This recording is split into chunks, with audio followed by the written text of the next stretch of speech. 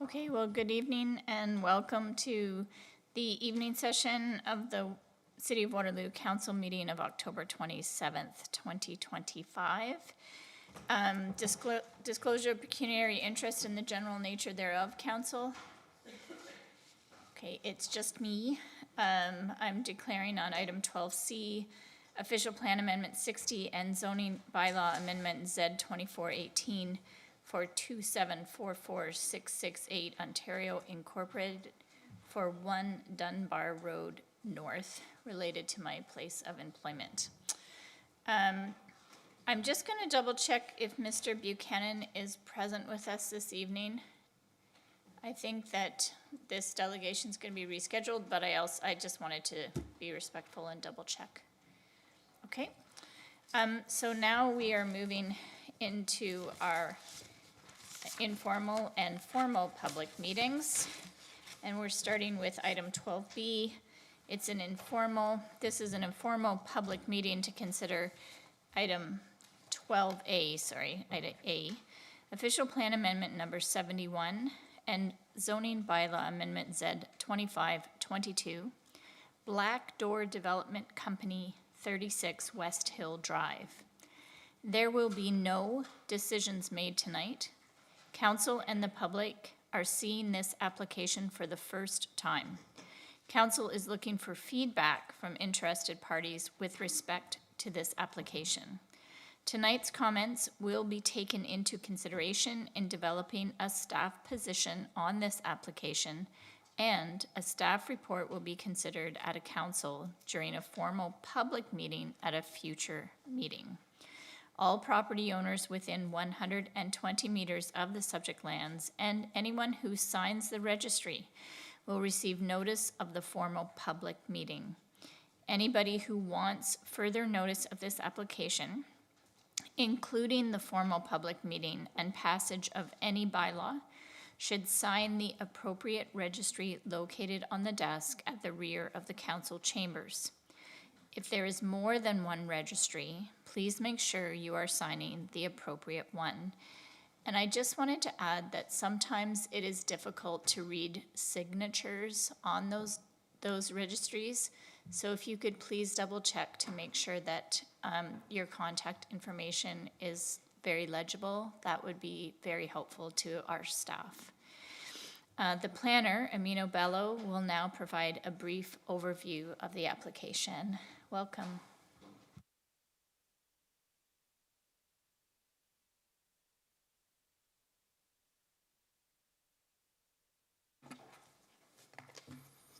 Good evening, Chair, Mayor McCabe, members of council and the public.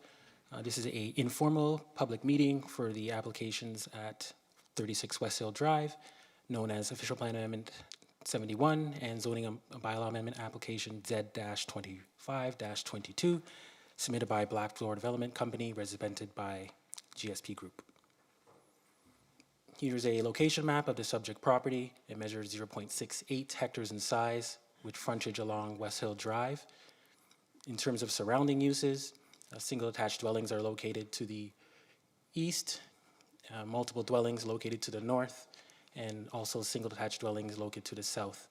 To the west is Iron Needles Boulevard. In terms of surrounding uses to the west, we have the West Waterloo Commons, Commercial Plaza, and the Badlands Golf Course. The next set of photos will walk us through the site. The image on our right is a view of West Hill Drive looking directly at the subject property. We can see an existing single attached dwelling and a number of trees located on the site. The image on the right of our screen, is a view from West Hill Drive as well, looking in the southwest direction. It's at the terminus of West Hill Drive. We can see a number of multiple dwellings, namely the 13-story building at 414 West Haven Street and the existing retirement residence known as 7 West Hill is about 7 stories in a low-rise apartment building. The next set of photos is looking from West Haven Street, looking in the west direction. That's our image on the left. That's the existing walkway. So here we're looking at the existing detached garage and the rear of the property. We also can see the change in grade on the site is about plus or minus 4 to 5 meters. from the bottom up until West Hill Drive. The image on the right side of our screen is looking also at West Haven Street, looking in the northwest direction. We can see the character of the neighborhood here being predominantly single attached dwellings with the multiple dwellings located in the horizon. In terms of the official plan framework, the site is designated low-density residential in our official plan, and its urban structure is within the urban boundary.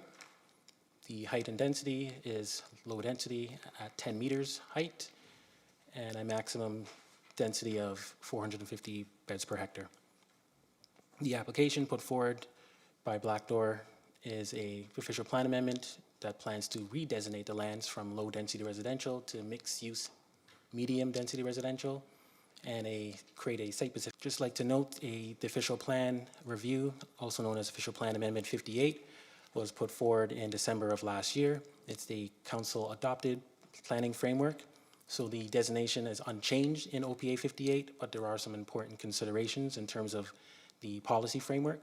So the low-density residential permissions do allow for buildings up to 6 stories in height, permitted that they go through a zoning bylaw amendment and they meet certain criteria.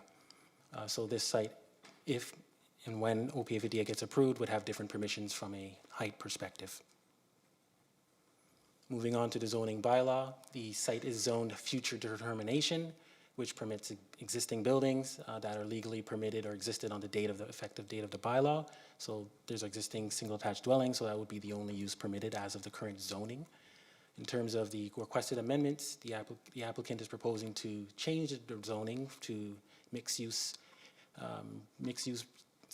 residential mixed use 20, RMU 20, to increase the building height again to 8 stories, reduce the minimum landscape open space, reduce the parking from 1.25 to 0.9 spaces per residential, and a minor reduction to the visible parking rate, and as well as reductions to the low-rise residential setback, being 7.5 meters on the the northeasterly lot line and 4.13 meters to the southerly lot line.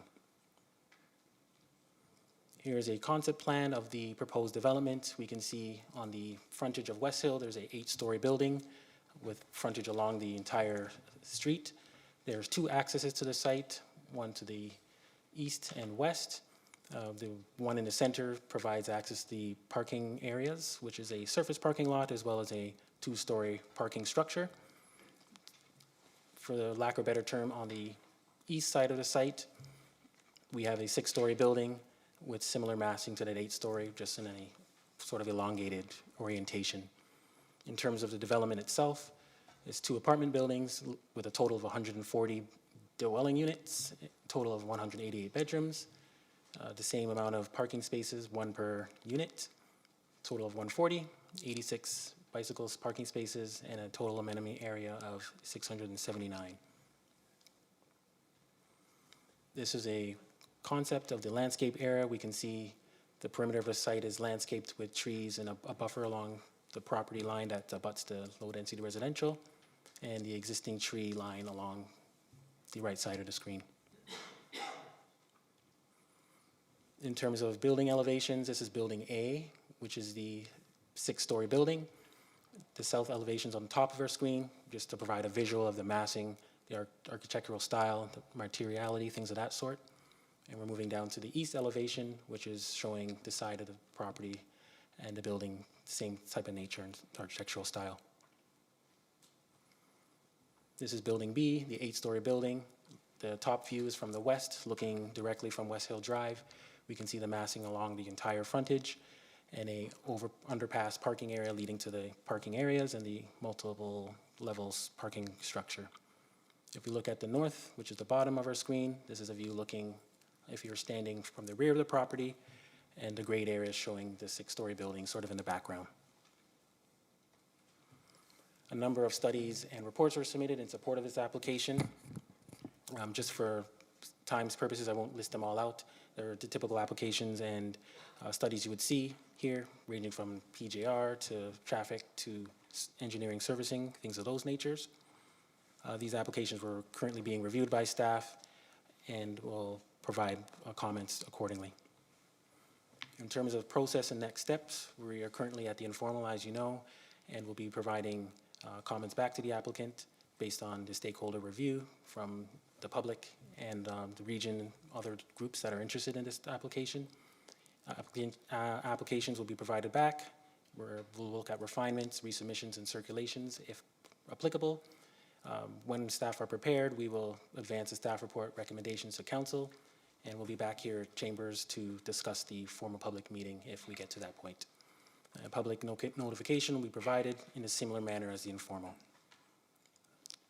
That concludes the formal part of my presentation. I'll be happy to answer any questions. Thank you for your presentation. Does any councillor have a question for staff? And just as a reminder, this is an informal public meeting and only questions of clarification may be asked. Council members should not express opinions at this point. Questions? Councillor Hanmer. Through you, Chair Freeman. Thank you, Emu, for the presentation. My question for you is, you mentioned we've got the reports. Are all of the reports in that we're looking for, or there's still some outstanding? Through the chair to the councillor, typically we require all the reports up front, and it's all through the pre-submission document. Right. So we have everything that we need to. You're just reviewing them now at this point? Correct. Okay. Thank you. I may have another question later. Councillor Rowe. Thank you, through you, Chair. Thanks so much, Aminu. I was wondering if you could just give me a bit more information about the traffic study, because I see that it's the intersection of Iron Needles, at the intersection of Iron Needles, but it does not appear to include the roundabout. So from my experience living up close to that, I'm curious as to the parameters of the TIS and if that can be included. Through the chair to Councillor Rowe. So typically our process, we have a terms of reference, which identifies the scope of the TIS, and that's done with the region and the city staff to kind of determine the scope. So at the time when the scope was prepared, more than a year ago, it was determined that the intersections of Iron Needles and West Hill would be the scope of this TIS. Currently, as the submitted report, the intersections of Iron Needles and West, or Herb Street West, are not included in the TIS scope, so we could perhaps take it back and consider that in terms of what's appropriate for the review for the TIS. Thank you. Mayor McCabe. Thanks very much for the presentation. And I know this is the first time we're seeing it, but I'm curious about a couple of things with it, because I saw the concept drawings with the two buildings and then the parking area, but I didn't see green space or recreation space. Can you just explain what's in there regarding that? Through the chair to Mayor McCabe. So to your observation, you're correct. There's no formal amenity space or green space on the site. There are a number of amenity areas privately to the site. Pretty much the area in green you're seeing on the screen here are the soft areas. Could be sod, trees, mulch, things of that nature, which would act as a softening around the perimeter of the site. So in terms of programmable amenity space, green space, parks, there is no things of that nature in this application as submitted.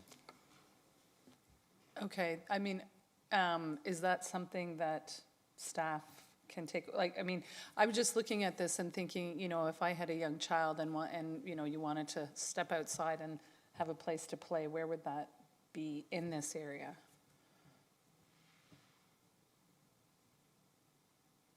Through the chair to Mayor McCabe.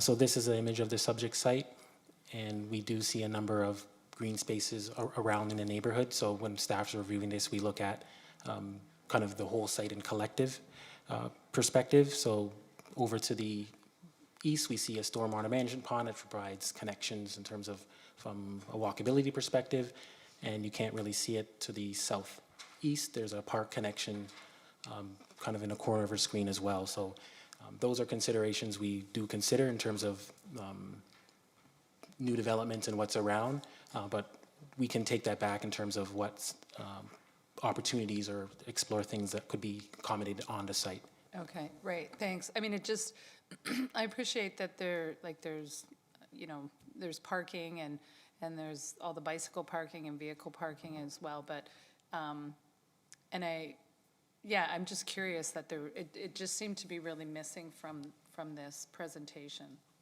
Again, just thinking if you had a young child or someone who just wanted to go outside and have something right there that you could go to, it just really feels like it's missing. The other question I had was just about drainage and flooding risks around there.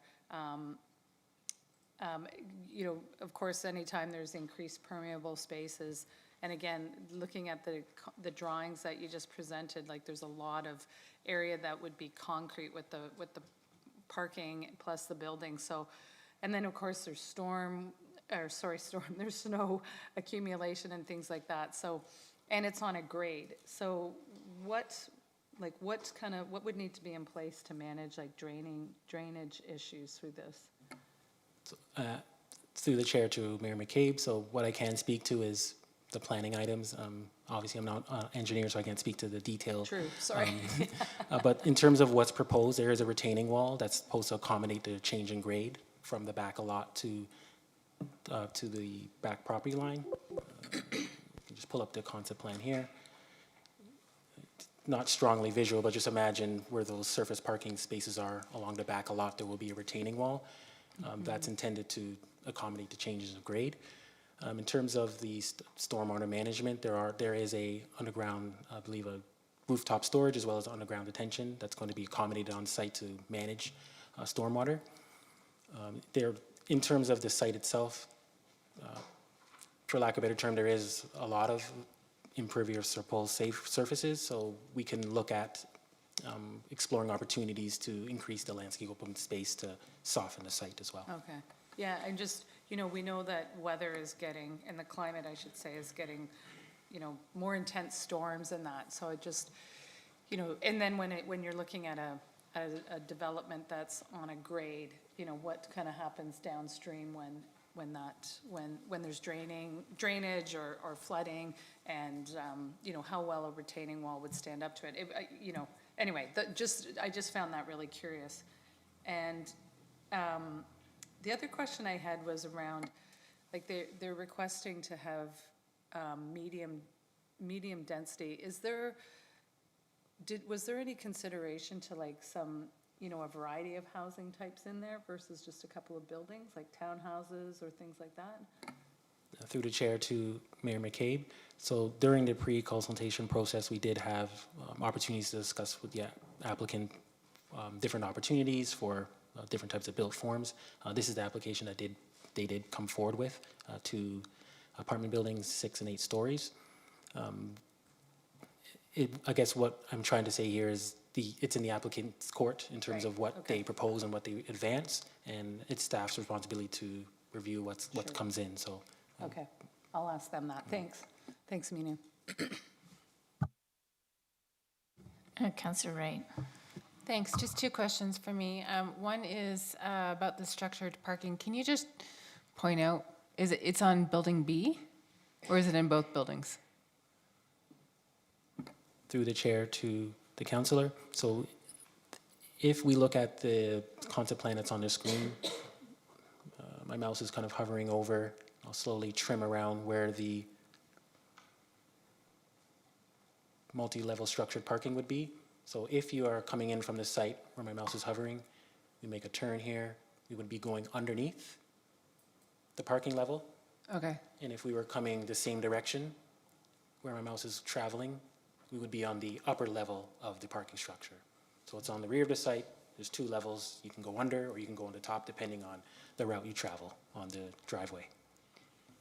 And so there's surface level parking there as well? Yes, correct. So the surface level parking, my mouse is slowly hovering over it along building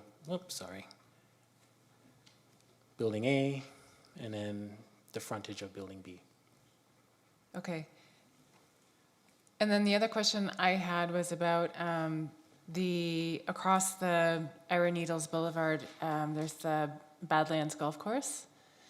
And I'm just curious about light pollution and whether there's been impacts on this particular neighborhood from that facility. Through the chair to Councillor Wright, I'm not aware of any complaints from the public or information about light pollution, but I can certainly take that back. That's something, that's new information to me. I think it would just be interesting to look at that, because if the proposed building is multi-story, as it is currently presented, it's a little different than when you're in a lower rise with significant landscape screening around the individual homes. So I'm just curious about that. I can certainly take that back. Thank you. Further questions, council? I have a couple. If I could trouble you to go to the slide that shows the requests, this one, the requested amendments. I wonder, I just want to make sure I understand. So if I understood what you said that with the change to the official plan, 6 stories, is that correct? Through the chair to the chair, not particularly correct. The designation is remaining the same under the low rise, it's just changing the nomenclature, but there are certain permissions under the low density residential that allow for 6 stories to be contemplated. It's not an as-of-right permission. Okay. You have to meet certain criteria. Okay, so you'd still have to go through a process, whether it be you'd have to do both an OPA and a ZBA to implement the suggestions, shall we say, in the OPA. Correct in part. Okay, So a zoning bylaw amendment would be required to demonstrate through all the materials that they meet that criteria. If they're at the 6 stories and they meet the density and the height, then an official plan amendment is not required. But if they are exceeding those, in the case of this application, then they're proposing to amend the official plan and change the designation, so. okay, thank you. One of the pieces that I was hoping that you could identify, you said to reduce the minimum landscape and open space. Can you tell me what the percent reduction is on that? Through the chair, to the chair, the current zoning, or not the current zoning, the proposed zoning, excuse me, is the RMU 20, which requires a minimum 30%. The application as submitted identifies a request for a 20.5% reduction, but staff is sort of still reviewing the application, so the numbers are to be determined. So that's why I just kind of left it in a blanket term to say a reduction.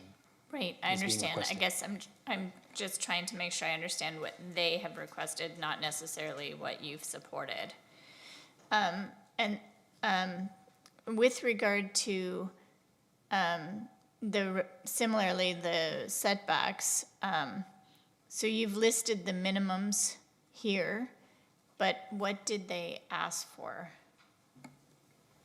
Through the chair, to the chair, the minimums are 7.5 or half the building height for the low-rise residential setback. So for the 6-story building, if we go back to the concept plan, we can see that it's abutting the property lines along the north, which is low-rise. So they would require a 9.9 meter setback plus or minus, but they're requesting 7.5, which is the first part of the zoning provision. It's 7.5 or half the building height. So in this case, it's whichever is greater. So the 9.9 would be the greater of the two. So that's what is being requested here. In terms of the property to the east, that's a single attached dwelling. They're proposing a 4.13 meter low-rise setback, where in that case, it would still be the 9.9 plus or minus to both the north and the east. I guess thank you for that, I really appreciate it. The next question, can we look at your elevations again, please? So, so I'm trying to think, it would be the east elevation where people would look upon the parking garage, is that correct? That's correct. So am I missing the 2-level parking garage in this, or is the building on top of it? I'm trying to understand that east elevation provided there. Through the chair, to the chair. So for the purpose of this elevation, I think the applicant is just showing the building, the build form. Okay. It's missing the two-level parking structure. There are other graphics, which I did not include in this presentation, that show sort of the building cross-section and more or less what it would look like. So one of the issues that has come up with a similar parking structure at height, so where essentially the headlights of the vehicles in the parking garage could effectively shine directly into the bedrooms of nearby residential uses. Is that something you can give consideration to in the future? Through the chair, to the chair, yes, certainly that's something we will consider through our review. What I will note is that the grade change on the property, as we can see on the image on our left of our screen. So if there was a multiple dwelling on the property, if and when it is approved, we would see the height of the parking structure over the top of those single detached dwellings, just because of the nature of the level of the parking structure. There is a buffer proposed between the properties here, which would have a row of trees and landscaping to act as a buffer between the multiple dwellings and the low-rise residential to the north. Okay, I think I'd still like to better understand the potential light pollution from the parking structure towards those residential homes, if that's possible. Yes, certainly. And I can't remember whether one of the studies was a light pollution study, whether that was included. I can't recall what was on the list. Through the chair, to the chair, typically the light pollution or site lighting plan, as we call it, would be a submission of site plan, Okay. a site plan application, just because the details are sort of refined at that later stage where we're at the top of the planning scale, for lack of a better term, right now. So that's something we would look at in detail. But we can certainly have that conversation with the applicant about those considerations that you pointed out. And if I could just ask a couple additional questions on the mayor's line of thinking as it relates to landscape area and green space, or it would be helpful, can you maybe look at distances to these amenity spaces that you suggested? I know that we use a radius of influence as a means by determining access to things like public transit and walkability to the public transit. I wonder if you could bring forth some information on that, because it does appear as though the reduction in landscape on this is quite significant. Yes, certainly we'll take that back. To your point, there are kind of best practices in terms of walkability. In the transit world, we use 800 meters from the transit station, or 400 meters that represents that sort of 10-minute walk. So we can certainly take that back and explore that with this application in mind. I would like to point out that when we are reviewing applications for proposals such as this that are requesting increases in height and density, landscape open space is an important criteria. So that is something we consider in light of what they're asking for and what they're proposing. Thank you. That was all the questions that I had. I'll look back to see if there's more questions. Okay, thank you. So now I will ask for delegations to come forward, and the first delegation that's registered on this application is Kristen Baresdale, Vice President of Planning with GSP Group. Good evening. You have 10 minutes. Good evening. I just want to note that I have Noah Geist and Rob Gazzola here from Black Door Developments as well. If you have any questions to ask specifically of them with regards to future management of the property or performer or anything like that, they'd be happy to answer any questions you have. So actually, your last question, Councillor Freeman, kind of blends right into this first slide. So what you see on the screen right now is a contextual graphic of the proposed development, where the site sits, and then the consensual wing, or the rings outside of the site in terms of walkability. The first dashed ring that you see is anything that's within 400 meters of the site, and then the outer ring is what you see that's within 800 meters of the site. You can note on this that we've got Westfield Public School as well as Westwood Park. They're within that 800-meter ring, which is considered a walkable distance. I also note that there are frequent transit services both along Ira Needles Boulevard as well as Herb Street. I won't spend too much time getting into the surrounding land uses, as Mr. Bello provided a really good summary as to what is in and around the property. Generally speaking, existing commercial uses to the west, all along up and down Ira Needles, as well as the intersection of Herb and Ira Needles, low-rise residential development to the south and the east, and as Mr. Bello pointed out, some existing and currently under construction, multiple residential development to the north. Again, I won't spend too much time talking about this, as Mr.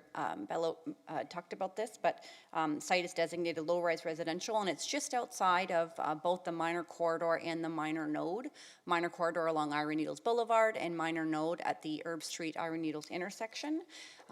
As we touched on earlier, and I believe as demonstrated in both these graphics, or particularly as it relates to the community structure graphic, it is on the periphery of an existing low-rise residential neighborhood. And then as Mr. Bello touched on, the property is currently designated future determination, which only permits the uses that existed on the date of the passing of the bylaw, hence why we're here tonight as well, to change the zoning on the property. So I'll take some time to go through some of the details of the proposed development. This is the exact same graphic that you saw in Mr. Bello's report. On the right-hand side, which we refer to as Building A, is a 6-story building. This building was intentionally situated to run perpendicular to the site, if you will, on the edge. Because of the 6-story, the interface it has with the existing low-rise residential uses to the south, as well as the existing low-rise residential uses to the east. Building A is approximately 6 stories in height, with approximately at this point 59 residential units. And then Building B is the building that you see situated closer to West Hill Drive. And again, this was intentionally and strategically placed close to West Hill Drive, furthest away from the existing low-rise residential uses, to provide for adequate space for separation in terms of building massing and height. Building B has a total of 81 units, and both units are comprised of studio, 1-bedroom, 2-bedroom, and 2-bedroom plus den units. There's a total of 140 parking spaces provided on site, as Mr. Bello touched on. That's provided in a combination of surface parking as well as a 2-story parking structure located at the rear of the building. The parking rate that we are proposing is one parking space per unit, and that is combined rate residential as well as visitor parking. It would essentially provide for 0.9 parking spaces for residential dwelling, and then 0.1 parking spaces for visitor, to be combined for 1 space per unit.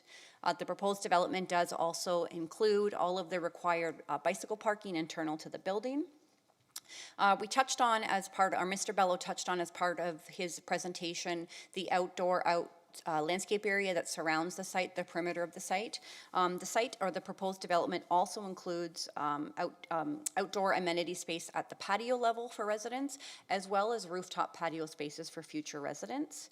And it also includes indoor amenity space. So these would be things like combinations like meeting rooms, fitness facilities, etc. As noted through, if you had a chance to read the planning justification report, Black Door is pursuing project financing through CMHC. I'm sure you're well versed, or you've heard this many a times before, but the CMHC financing for apartments and a multi-unit mid-rise development like this, the missing middle types of housing they refer to, does come with requirements to devote a certain percentage of units to be affordable. That has to be determined still as we continue to work through that process with CMHC, but there is a minimum requirement that a certain number of these units will be dedicated as affordable or attainable residential dwellings. As Mr. Bello touched on, again, I won't spend too much time on this, but these are elevation renderings of the proposed development. The one that you see on the left-hand side of the screen, Building A, this is a 6-story building. This is what you would see from the internal driveway if you were driving into the development. And the one that you see on the right-hand side of the screen is what you would see, or the view that you would see from 48 West Hill Drive. So that's the existing residential, low-rise residential lot that exists immediately next to the property.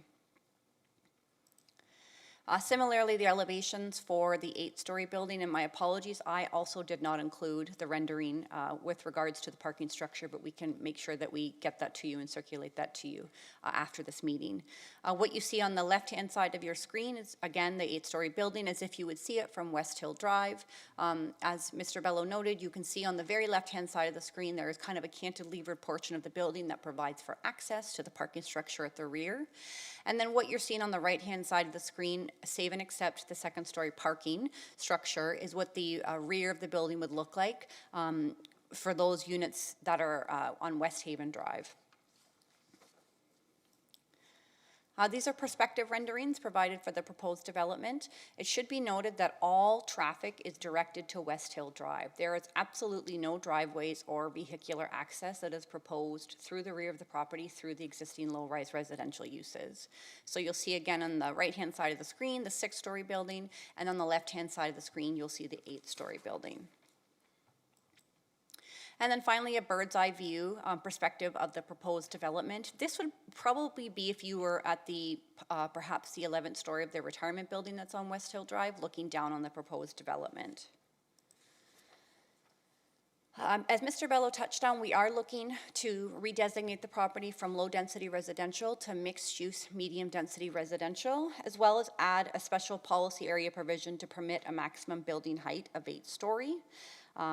As Mr. Bello touched on, it's our interpretation and understanding that the existing official plan, or not existing, sorry, the adopted official plan number 58, as approved by council in December 2024, does allow for some permissions for 6-story apartment buildings in the low-rise designation, provided that we meet a number of criteria that are listed in the official plan amendment. Those criteria speak to design and form and function, transition, access to the site, et cetera.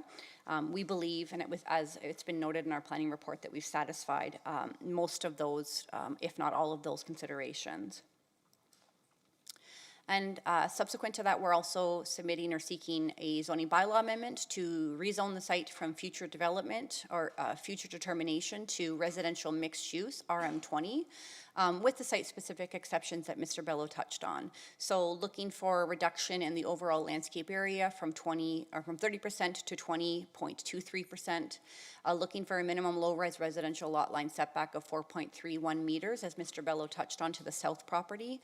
And then looking for a reduction in the overall parking rate. As I touched on, a total of 1 spaces per unit. That's divided into 0.9 spaces per residential uses, as well as 0.1 space per residential unit for visitor parking. As Mr. Bello touched on, we have the application as submitted. Those are what we have requested. We have received some circulation comments from the city, as well as a copy of all of the comments that had been received by the public. There was some very valuable and important feedback with regards to some building setback considerations and some of the commentary provided by residents with regards to massing and scale. We're continuing to look at our concept to see if there's any ways that we can refine the concept to provide for perhaps enhanced, slightly enlarged setbacks, any additional changes or refinements to building massing. And we'll continue to work with city staff on those, which would probably result in further refinement of the zoning bylaw. This is just a quick summary of what we've heard from the residents. Just to touch on some of these things briefly, Mr. Bello touched on the fact that a TIS was submitted, and it was prepared in accordance with the terms of reference as determined by the region and the city. The region has accepted the TIS, although we'll continue to work with staff and feedback from council with regards to the recommendations and conclusions of that study. As I touched on, some of the comments and feedback related to building design will continue to refine the concept and work with city staff.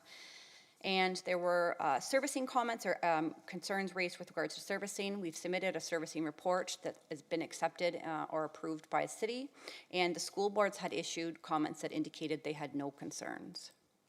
So just next steps going forward, like I touched on, we're refining the development concept. As part of our continued discussions and correspondence with the city, we'll provide a comprehensive summary of response to circulation comments, and then we would move forward with a staff recommendation to council when staff finds it appropriate. And that concludes my presentation. I'd be happy to answer any questions you have. Questions? Counselor Hanmer. Thank you, through you, Chair. Kristen, thank you for your update, and I appreciate that you've included some of the comments that you've heard to date from the residents. There is lots of conversation happening for sure around this area, as we've had quite a bit of construction going on. And I think the comments and the suggestions and the driving the traffic through West Hill reinforces my curiosity that we look at the traffic study to include the Iron Needles and Herb Street roundabout. We've spent a fair amount of time on safety around there, and there is a fair amount of congestion. So hopefully we can take a look at that piece and take that part to heart. My council colleagues have talked about the light pollution and some of the other pieces and the amenity spaces. I appreciate having some further clarity on the rooftop patios that you're envisioning, again, and the affordability that the proponent is considering. That lends itself to there being more children, and so the idea of having access to outside green space, I think, is going to be an important piece for us to take a look at as well. My only other question is around the affordability, and I recognize you're still working on the percentage. Is it possible or has consideration been given to how long the affordable units will be maintained? Is it in perpetuity, or is there a timeline that it would happen? Through you, Ms. Chair, I'm not 100% sure. My experience with the CMHC funding is that it's a specified period of time, whether it's 10 years or 20 years. It's not in perpetuity. But perhaps if I could call up one of the representatives from Black Door who have been having the discussions back and forth with CMHC, can probably give you a bit more insight as to what that entails. Okay, thank you.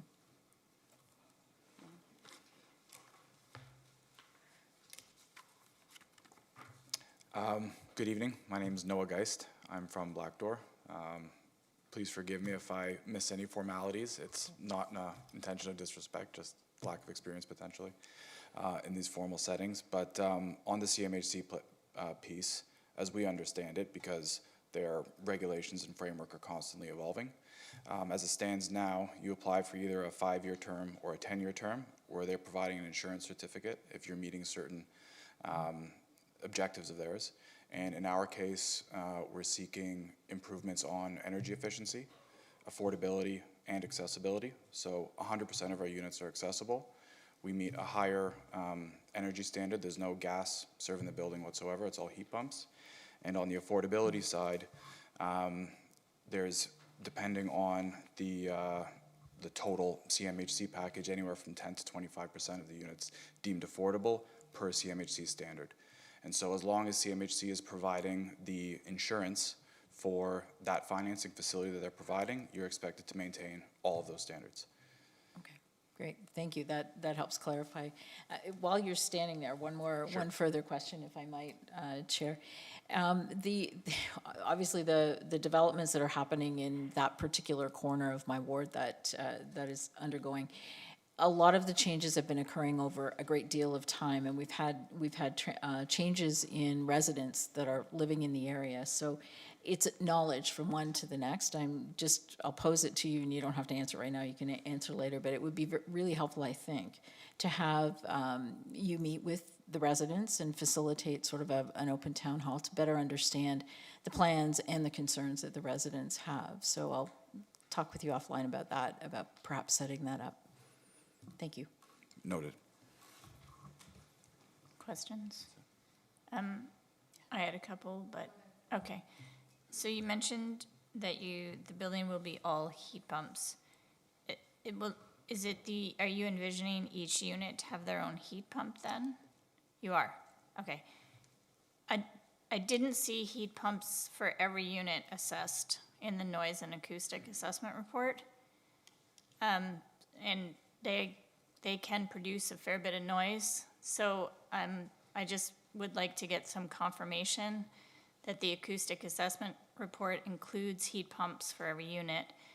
And then the other thing that I didn't see in the acoustic assessment report is the decibel limits at the nearby residential units. I see the facade decibel limits for the existing structures, but not for the neighboring structures.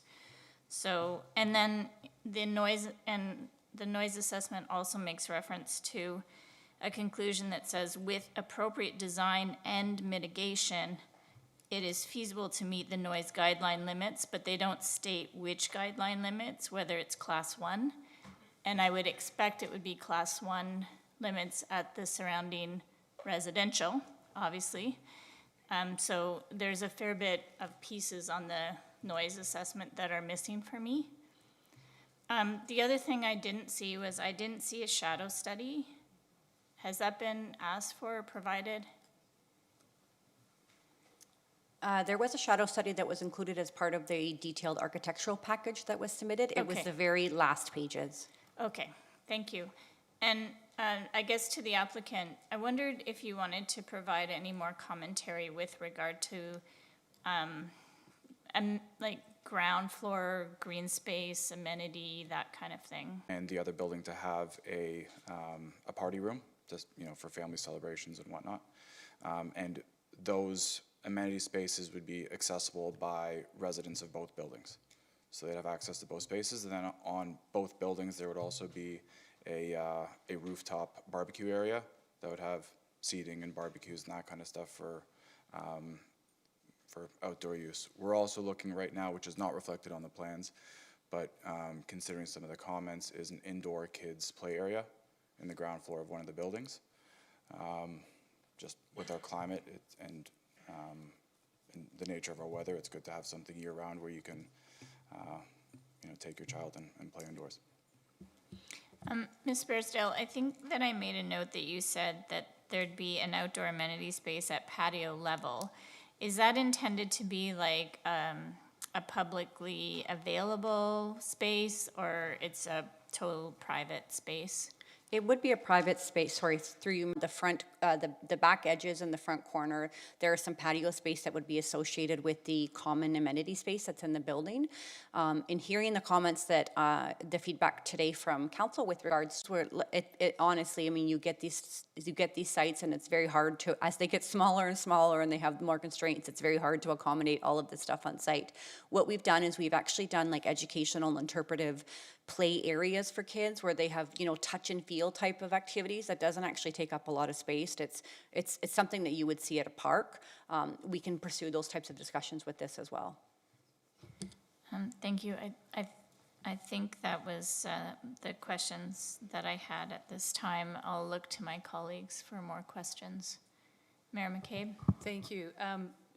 Thanks for, just to pick up on your last comments there. Yeah, you heard my comments to our planner, Amina Bello, about, if I envision living there and have a young child, and thankfully those days are past for me, but like, where would I take them out to just say, let's go outside and play?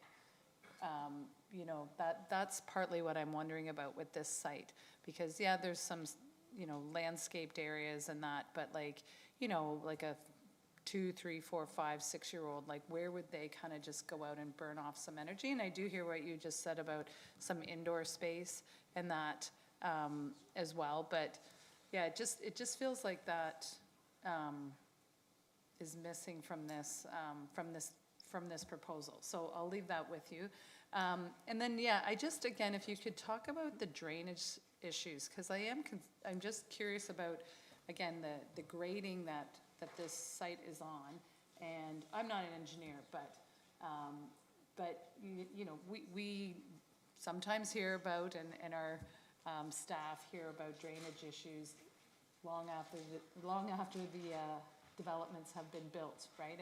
And so just if you could speak to what would need to be put in place there to really mitigate, not drainage issues maybe on the site, but on the people that are, the housing developments that are already, down slope.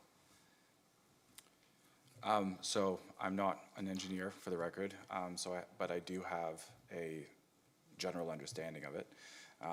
But all of the hard surfaces, roofs, all of the area of the building is specifically engineered for drainage and runoff, which includes sloping and grading that feed to storm systems. And that provides facilitation of runoff from the site. Okay. I think that'd have to be done really, really carefully, because. Of course. Yeah, Yeah. okay. Okay, thanks for that. And just a question about when it says the school board's comment was that there was no concerns. Do you know, does that mean that they can potentially accommodate the amount of kids and youth that may grow up in these areas? We haven't What does spoken with, what does no concerns mean? we haven't spoken with the school board directly, just vis-à-vis the application that was submitted and circulated, and are Okay. seeing the comments, the same comments that you are. Okay, okay, thanks. And I guess my last question is, like, as again, I asked Mr. Bello, did you consider, like a variety of housing types in there? Like townhouses, some stacked, et cetera? When we were initially looking at the site, we looked at a number of different ways to put it together. We also have to deal within the realities of our group as a company and the type of structures and buildings that we build. I know it may seem at face value easy to convert from mid-rise development to building low-rise type buildings. But in order to make the numbers work, especially for a project like this, the only way that we saw a viable pathway for the site was through a mid-rise structure. And one of the primary reasons for that is we have to bring up municipal services from about 100 meters up the road. And that cost, from the numbers we have to date, is well over $1 million. And so when we look at that cost on a per unit basis, that's approximately $10,000 a unit just to bring in the services. So the less units we have, the higher that cost is per unit. And so we're constantly trying to balance all of these objectives. And then the parking and lack of landscaping as a result of the parking is a direct function of the density needed to absorb those costs just to make it viable. Because if it's not financeable by CMHC or another lending institution, then it's all for naught. And so, and then on top of that, not that I'm trying to sing a sob story to anybody, but the industry is really struggling right now. Construction starts have almost halted. The union halls are filling up. There's very little new construction activity, and that's because the numbers are so difficult to make work.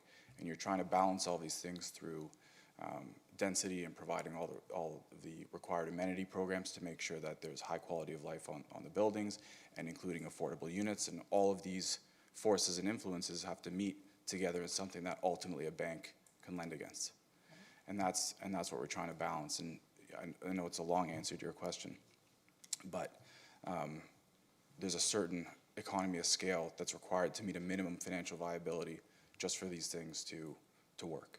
And there's a certain number of units that we need in order to bring in the servicing and dealing with a lot of the upfront costs of putting a development like this forward while meeting energy targets and affordability. And without going on too long, all of our units are accessible as well, so they're larger than standard units to try and improve quality of life and respond to some of the issues in the marketplace where units are being built too small.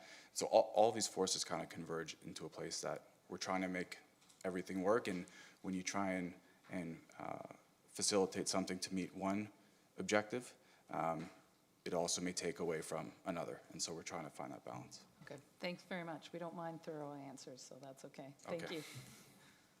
Thank you. Thanks. I did pull the shadow study just while you were answering those questions, and I didn't see shadows from the parking structure considered. I'm not sure whether they would be substantially different from what was presented, but without seeing them, it would be difficult to know. I will, through you, Ms. Chair, we'll have a look at that. I think it's because typically we don't do shadow assessments for anything that's under 6 stories. The parking structure is really only 1 or 2 stories, depending on where the grade is, but that's something that we can look into, most definitely. I appreciate what you're saying. I think it's just the proximity to the property boundary, and when you have that big of a grade change, you've basically elevated the structure by at least another 2 to 3 stories, so I appreciate that. Other questions, colleagues? Okay, seeing none, thank you very much. Thank you. Thank you. So I'm just going to now ask, so at this point, the registered delegations have spoken. Is there anyone else present tonight who wishes to speak to this application? And even if you haven't registered, you may raise your hand and then choose to come to the podium and speak to council, and you would be given 5 minutes. So I'll ask again, is there anyone else present tonight who wishes to speak to this application? Yes, sir, please come forward. And can you please just provide your name and municipality of residence for the record? Okay, for the record, my name is Nigel Henriquez, and I'm certainly in the city of Waterloo. So thank you, Madam Chair, Mayor, councilors. So I did actually write in a number of points for the council to consider. Very insightful information provided by BlackRock as well. But I think just in summary, I think you've covered a number of things, including traffic, which is one of the key things that certainly I'm concerned about. I'm also a resident on West Haven, so I'd be directly impacted by the 2 buildings and the parking garage that's there.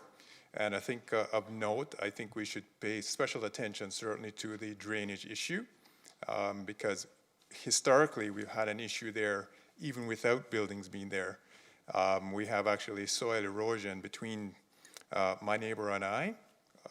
So that's definitely a consideration we will definitely need to take into consideration. One of the things that certainly I'm not clear on is whether the studies that were performed were done in isolation or with the context of the 2 towers that are going to be put at the end of West Haven. So when you look at it in context of those additional buildings which haven't yet come on stream, you're going to have certainly tremendous traffic congestion there, let alone access to infrastructure and the impact on the schools. So when you look at it in terms of that tiny corner of Waterloo, or Herb and Fisher Hallman, not Herb, sorry, Ira Neals and Herb, there's tremendous density that will be there. And I'm not sure if any of the studies that are performed yet are taken into consideration, the 2 new buildings that are going up as well. So that's something that certainly in terms of the application, I would certainly advise the council to ask the applicant to take those also into consideration. Do appreciate certainly the lack of green space that's being put there as well. I think that's also a very important piece. And I'm a little bit confused on the parking garage situation as well. So I don't want to take up too much time. I think the other thing here that I've got is certainly there will be pressure on infrastructure overall. And again, I think we need to take these things in context of all the buildings that are there. So not just this particular application as well. So with that, I think that sort of covers most of my points. I think the council has done a good job in asking some great questions, but I'm here certainly to answer a few as well. Thank you for coming this evening. Council, was there any questions for the delegate? Councillor Hanmer. And for staff. Thank you, through you, Chair. Thank you, Mr. Rodriguez, for both the email correspondence we've had back and forth and also for presenting this evening. I appreciate having all of your issues and concerns coming forward. So thank you very much for doing that. And I do have a question that I'll redirect to staff when it's appropriate. Thank you, Councillor Hanmer. I did have a question for the delegate. Was there anyone else who had a question for the delegate? Sorry, I just wanted to make sure I understood entirely your comment about the 2 towers. Are those the 2 that are currently under construction that front Correct. onto Herb Street? Okay, I just Correct. wanted to make sure because I had this vague recollection that there was also a planning application for the land south of this application. There is. Okay, all right. So fair, okay, fair Yeah. point. I was pretty sure that we were covering most of the parcels of land there, so thank you very much. I appreciate that. Okay. Council, is there any other questions for the delegation? Seeing none, thank you. Thank you very much. And Councillor Hanmer, if you'd like to ask your question of staff. Thank you, through you, Chair. Just the question about the traffic study and what the consideration is in terms of the buildings that are currently there, and the ones that are coming on stream, and the ones that we were just talking about that have not yet made it this far. What's our process, or how can we consider the impact that the additional buildings will have? Through the chair to the councillor.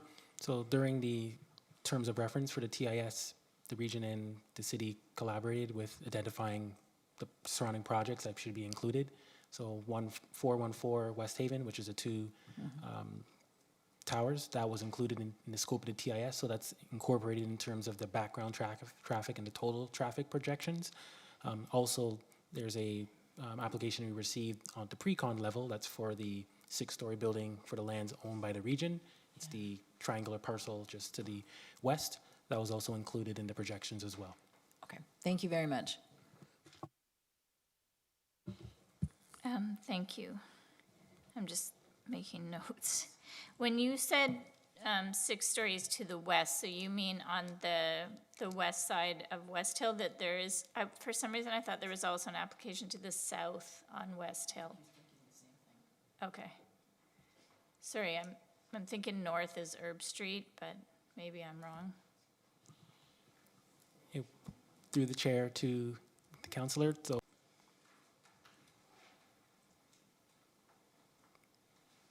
So obviously the red is the subject lands. So basically sometimes we have this orientation issue with Waterloo because it's always on a tilt. Indeed. So Yes, north, south, we west. do have roads that go in all directions. I appreciate that. So if we look to the west of West Hill Drive, there's that triangular shaped parcel that's owned by the region. So that's, to my point, that was included in TIS for, it's not a live application, but it's a project that could come to life. In terms of the other project, we know this the two 13-story towers at the corner of Herb Street West and West Haven, kind of where that roundabout terminus is. So that was included. As far as a third application, there's none to my knowledge, so I'm not sure if there's something I'm missing here, but the land's immediately to the south, that's 48 West Hill Drive, and that's existing single attached dwelling. Thank you. It was the property to the south that I was wondering about, so thank you for that clarification. Okay, so again, I'll ask if there's anyone else present tonight who wishes to speak to this application. Please just raise your hand. Okay, so seeing none, if there's no more delegations, this informal public meeting is now concluded, and staff will review the issues and provide further reporting to council at a later date. So thank you very much.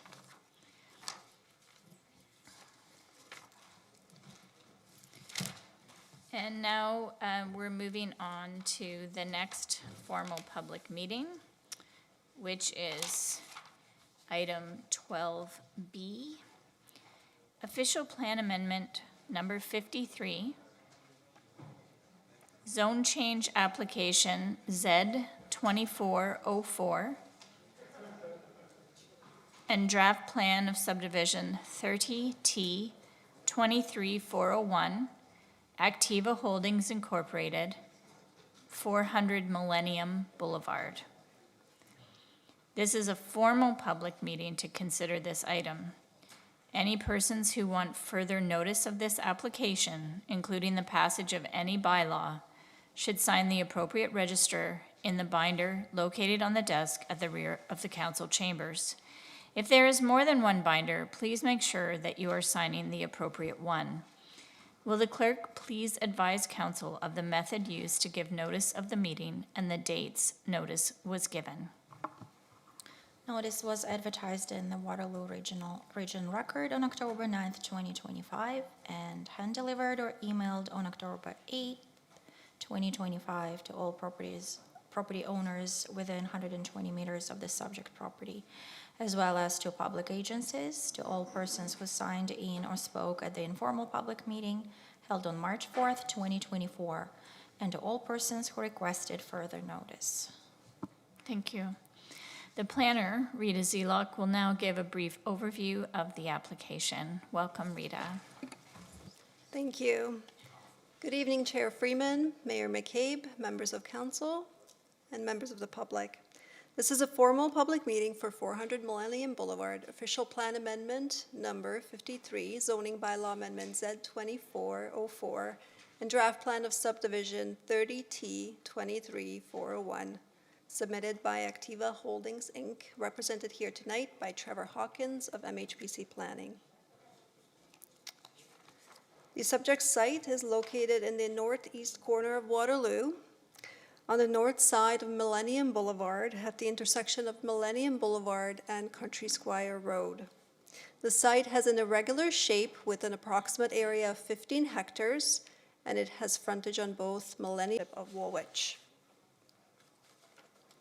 This is a closer view of the subject site and surrounding lands. The site is currently being used as farmland.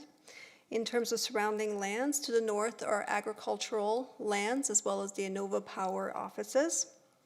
To the east and southeast is the Carriage Crossing subdivision.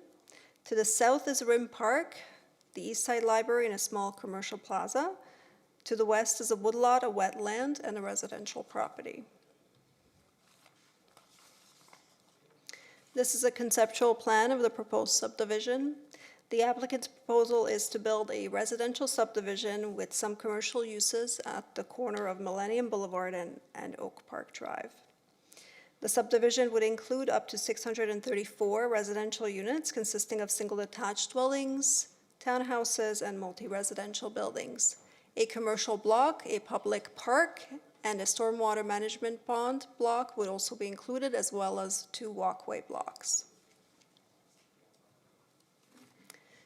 This is the draft plan of subdivision submitted by the applicant, who is proposing to develop the lands in 4 stages. The first stage would include the stormwater management pond, the single detached dwellings and street townhouses. Second stage would include the park, the multi-residential blocks, or some of them, and the commercial block. The third stage would include townhouses, and the fourth stage would include the largest of the multi-residential blocks. There are 3 public roads proposed with the draft plan of subdivision, within the draft plan of subdivision, and the main entrance would be located at Crossgrade Boulevard and Millennium Boulevard. 2 additional access points are proposed along Millennium Boulevard at Oak Park Drive and at the driveway into Rim Park. In terms of the official plan, the subject site is predominantly designated employment, and more specifically business employment. The site is also subject to site-specific provision area 26, and it is designated a minor corridor with a maximum height limit of 27 meters. In terms of the zoning bylaw, the subject site is zoned Business Employment 1. Permitted uses include advanced tech, light industrial, assembly, manufacturing and processing, as well as office uses. The existing height limit within the zoning bylaw is 27 meters as well, which would be equivalent to a 9-story building. This slide details the official plan amendment requested by the applicant. The applicant is requesting to redesignate the lands for requesting to amend site-specific provision area 26 and to amend the Rural East District Plan to align with the requested redesignation of the lands. In terms of the requested zoning bylaw amendments, the applicant is requesting to rezone the lands from Business Employment 1 to the following zones: Residential 5 with site-specific provisions, Residential 7 with site-specific provisions, Residential Mixed Use 20 or RMU 20 with site-specific provisions, Convenience Commercial or C320, Parks and Recreation or OS1, and Conservation or OS3.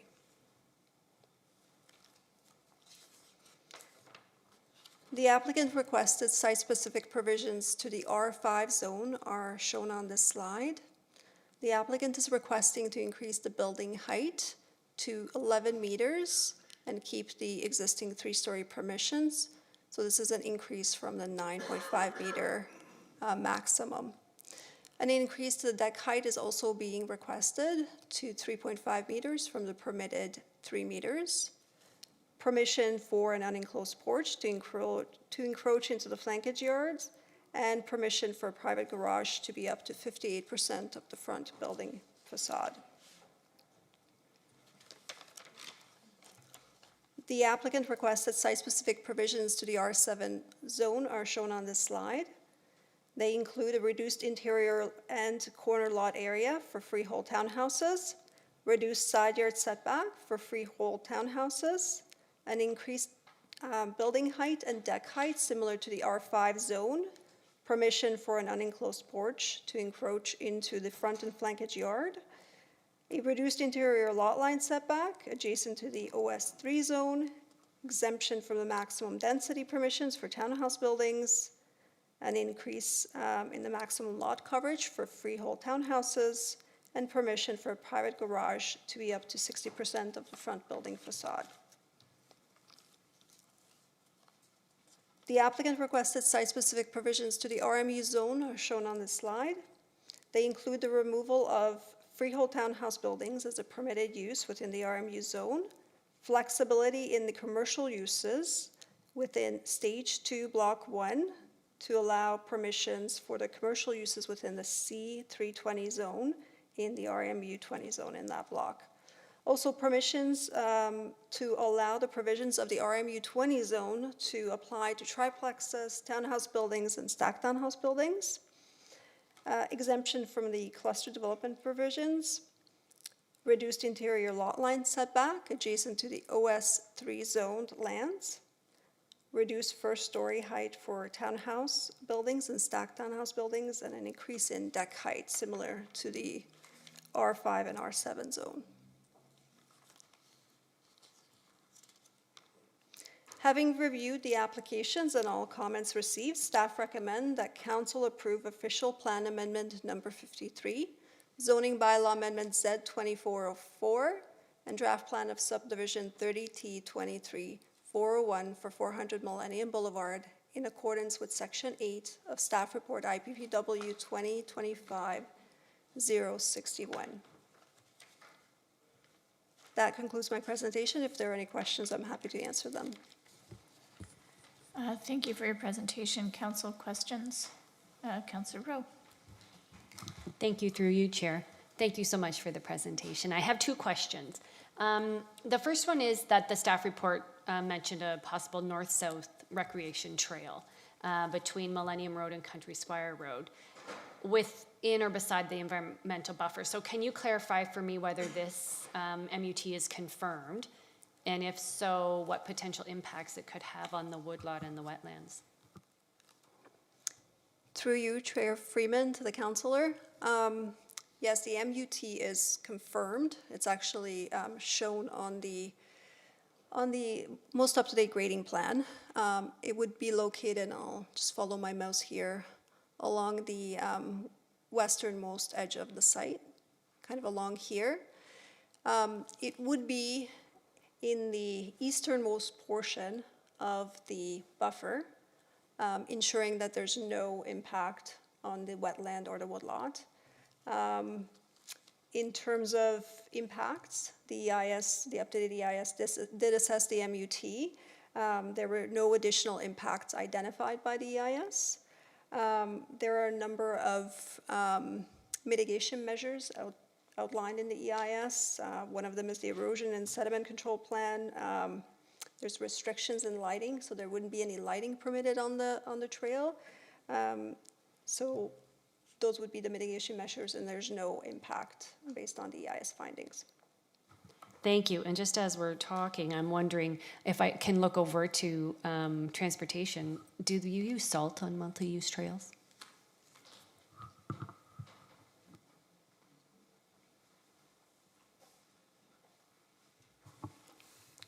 Through you, Chair Freeman, to Councillor Rowe. Under the, I'm speaking on behalf of Parks Division, but when they do winter maintenance on sidewalks and multi-use trails, it applies a salt as a mitigation measure for ice. Thank you. So that is just one concern for me, just to flag that. Thank you. So I'm not sure how that would fit in to the environmental protection plan, but I did want to raise that. Thank you. I have another question then about the woodlot and the wetland, and I just want to clarify that it is restricted, like that there won't be public access to those areas. Through you, Chair Freeman, to Councillor Rowe. That is correct. There would be no access to the woodlot. The woodlot was not included. Access to the woodlot was not included or assessed in the EIS, therefore access cannot be permitted. There would be mitigation measures to ensure that there's no access, including heavily vegetative buffer right against the woodlot, as well as signage. Those would be the measures. Yeah. Thank you. Other questions? Councillor Wright. Thank you. Through you, Chair. This is building on the previous comments. In the comments that we received from Six Nations of the Grand River, they talk about preferring a 41-meter buffer along the environmentally impacted area, which is the woodlot. And they raised the question of whether Block 5 and 4 could be reoriented as a buffer. So right now you see it as that pathway going through, so that, yeah, exactly, right there. So yeah, a reorientation so that that would be the buffer along the woodlot versus Block 1, is that what's below there? The multiple residential, yeah. So that seemed to be the question raised by Six Nations, and I'm wondering if there's enough flexibility in that plan to actually be able to reorient that block or not. Through you, Chair Freeman, to the councillor, I did consider that.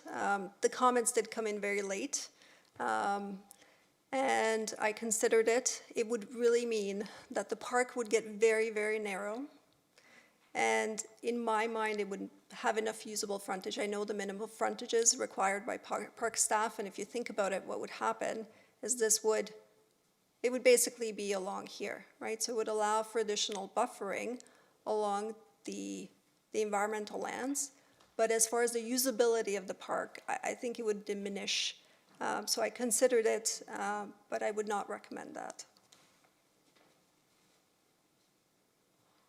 Because the park's usability would be diminished.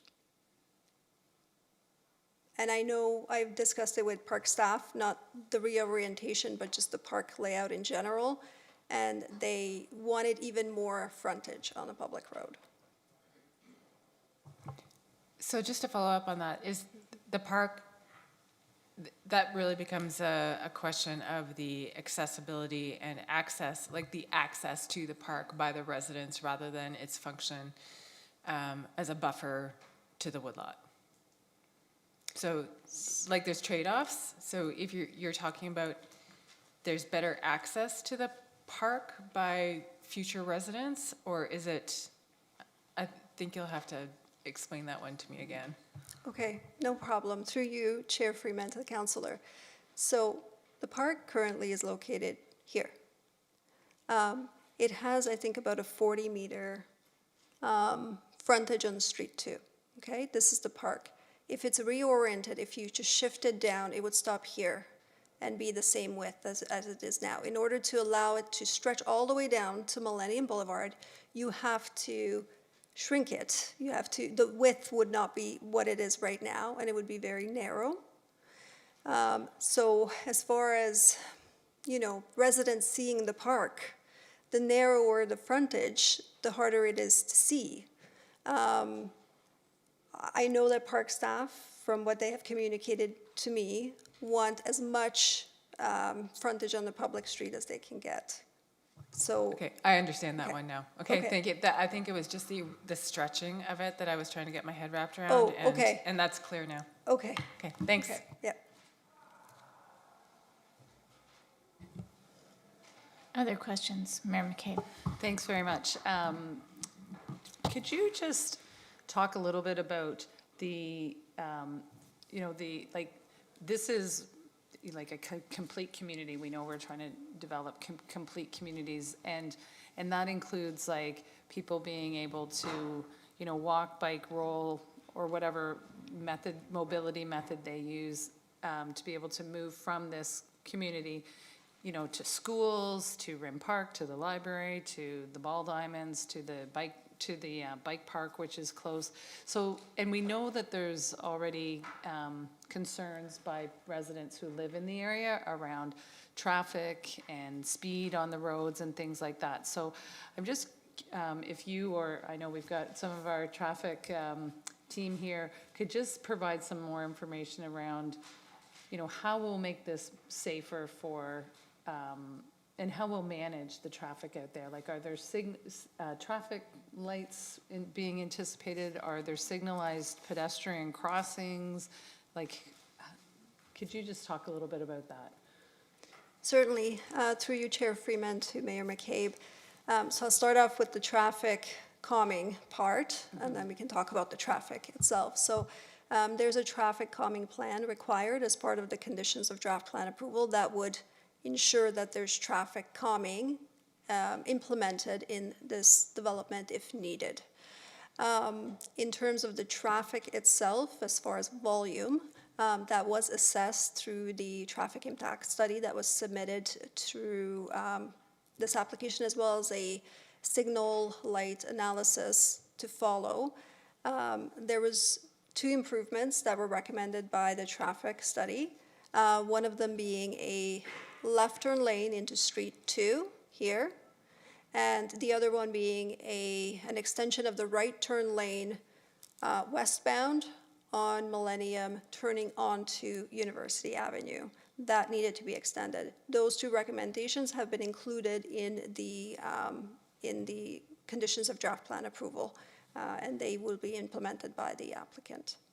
Okay? And just to be clear, because you said if there are, I think you said if there are traffic issues. I mean, comments and concerns we've had from people who've provided their input via Engage, and you've read them, and council certainly has read them as well, indicate that there already are significant traffic challenges or in that area. So I think it seems pretty clear that these are going to be needed, like traffic lights, traffic calming, as sooner rather than later. Through you. So could you maybe tell us kind of what timeline they might be looking at?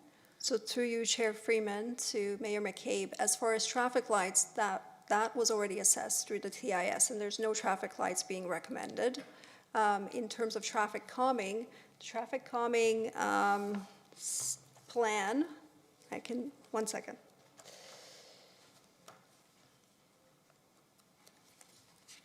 I find that surprising.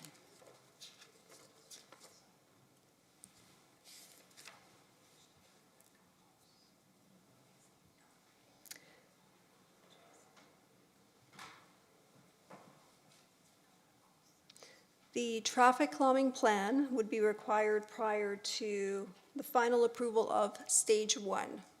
So prior to the approval of stage 1, a traffic calming plan has to be prepared. It has to be to the satisfaction of the city. And then the developer then is responsible for implementing any traffic calming measures that are required.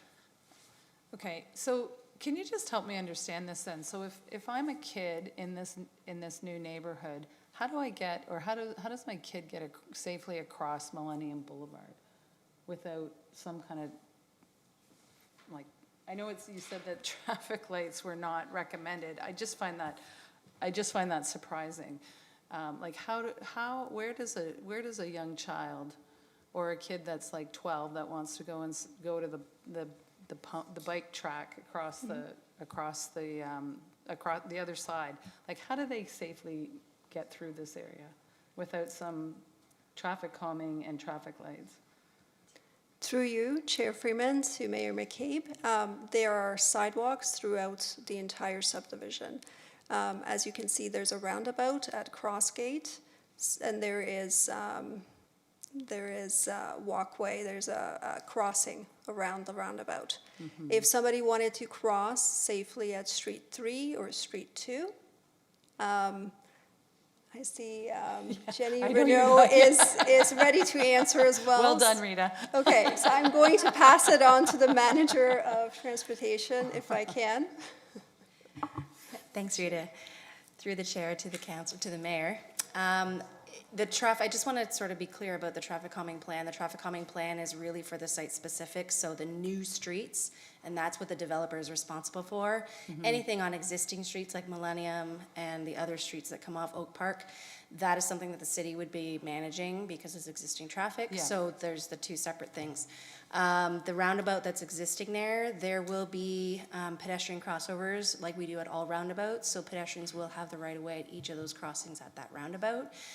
The other two intersections, that's something that staff are gonna have to look at. It could be in an additional pedestrian crossover or some other type of measure, should that be something that is put forward at that time. Yeah, I guess the point I'm trying to make is that, like, we hear already from residents about traffic in that area, the speed along Millennium Boulevard, plus then, you know, just other traffic in the area. So to add, you know, this many more residents, and then we know there's other developments in the area as well, and we know there's lots of traffic that comes in and out because of all the activity at Rim Park. I just think, you know, I just find it, again, surprising that we wouldn't think that we need something to be in place proactively. Through the chair. But I can leave that with you. No, and Yeah, that's okay. fair, and that's something that, so as part of, there's some work going on at Rim Park, and we are actually coordinating with staff in there and looking at some improvements that we may make internally as well, so that drivers or pedestrians that walk across the street, that's something that we're gonna work together on as well for that particular crossing Okay. and inside. Okay, thanks. No, I appreciate that. Thanks, Jenny. That's all. Other questions of staff? I'm sorry, I had a couple of questions. My colleagues touched on some. Is the noise consultant here by any chance? Like, and I guess my questions are like associated with the fact that the noise study looks at forecasted 2033 road traffic, but the actual build-out is scheduled to 2036. And so the noise report does not align with the traffic study in terms of the AADTs and the total number of vehicles on Millennium. And of course, that affects the noise assessment that would have been done for the existing residential uses on Oak Park and into that piece.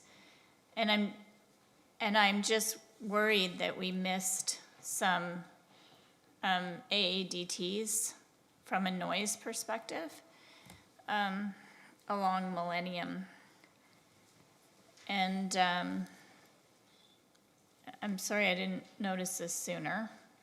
I'm not sure whether this noise report, anyways, I like I say, I apologize that I didn't notice that inconsistency sooner. It's kind of hard to read all the supporting documentation when I guess I anticipate others are doing that. One of the overarching questions I had was, is this development anticipated to be a condominium development like the ones across the road from it? Like the entire subdivision as a condominium, because that's what the other carriage crossing is. I think that question would be best answered by the applicant. I Okay. know what you mean, the subdivision to the south, there is a common element condo on the entire subdivision. I'm not sure that Activa is prepared to do that here. I suspect that the larger multi-residential sites would turn into condos, but again, I think that would be best addressed by the applicant. I appreciate that. Thank you. I think that's all the questions I can think of right at this moment. I know that from a traffic perspective that I think the whole neighborhood is hoping to see the region's warrants being met for traffic signals, signalized crossings all along East Bridge as well, like where it meets the other the other key intersections along University. And I know that we look at those warrants pretty much every year because we keep anticipating that the warrants will be met, but they haven't yet. And it is a challenge for this neighborhood because the only public schools are located across University Avenue. So Millen Woods, St. Luke's, Lester B. Pearson, they're all across Millennium.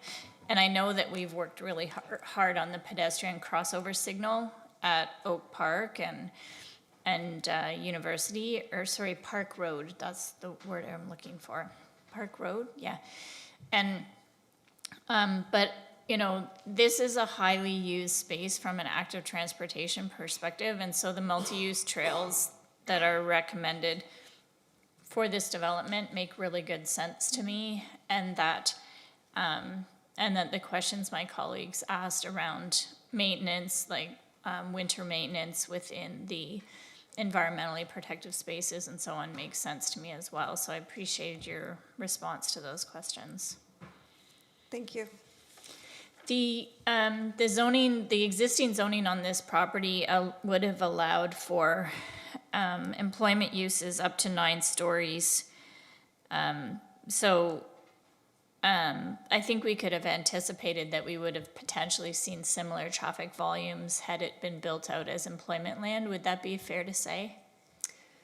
It could have been. I do want to note to your question and your comments about the traffic study, and just because there's no signalization of the intersection of Millennium and University warranted at this time for this development, my understanding is that And certainly there's more development planned for that area that may trigger the warrants along University Avenue, but I do know that I think I ask staff pretty much every year to check the warrants at New Bedford and New Hampshire. So I know that that is of great interest to the neighborhood. I'll just double check to see if my colleagues have any other questions. Thank you, Rita. Thanks. In terms of our registered delegations, just gonna make sure I follow my script so I don't get in trouble with my colleagues at the clerk's department. I'll now ask registered delegations to come forward, and the first registered delegation is Mr. Hawkins, a planner with MHBC Planning. Welcome, Trevor.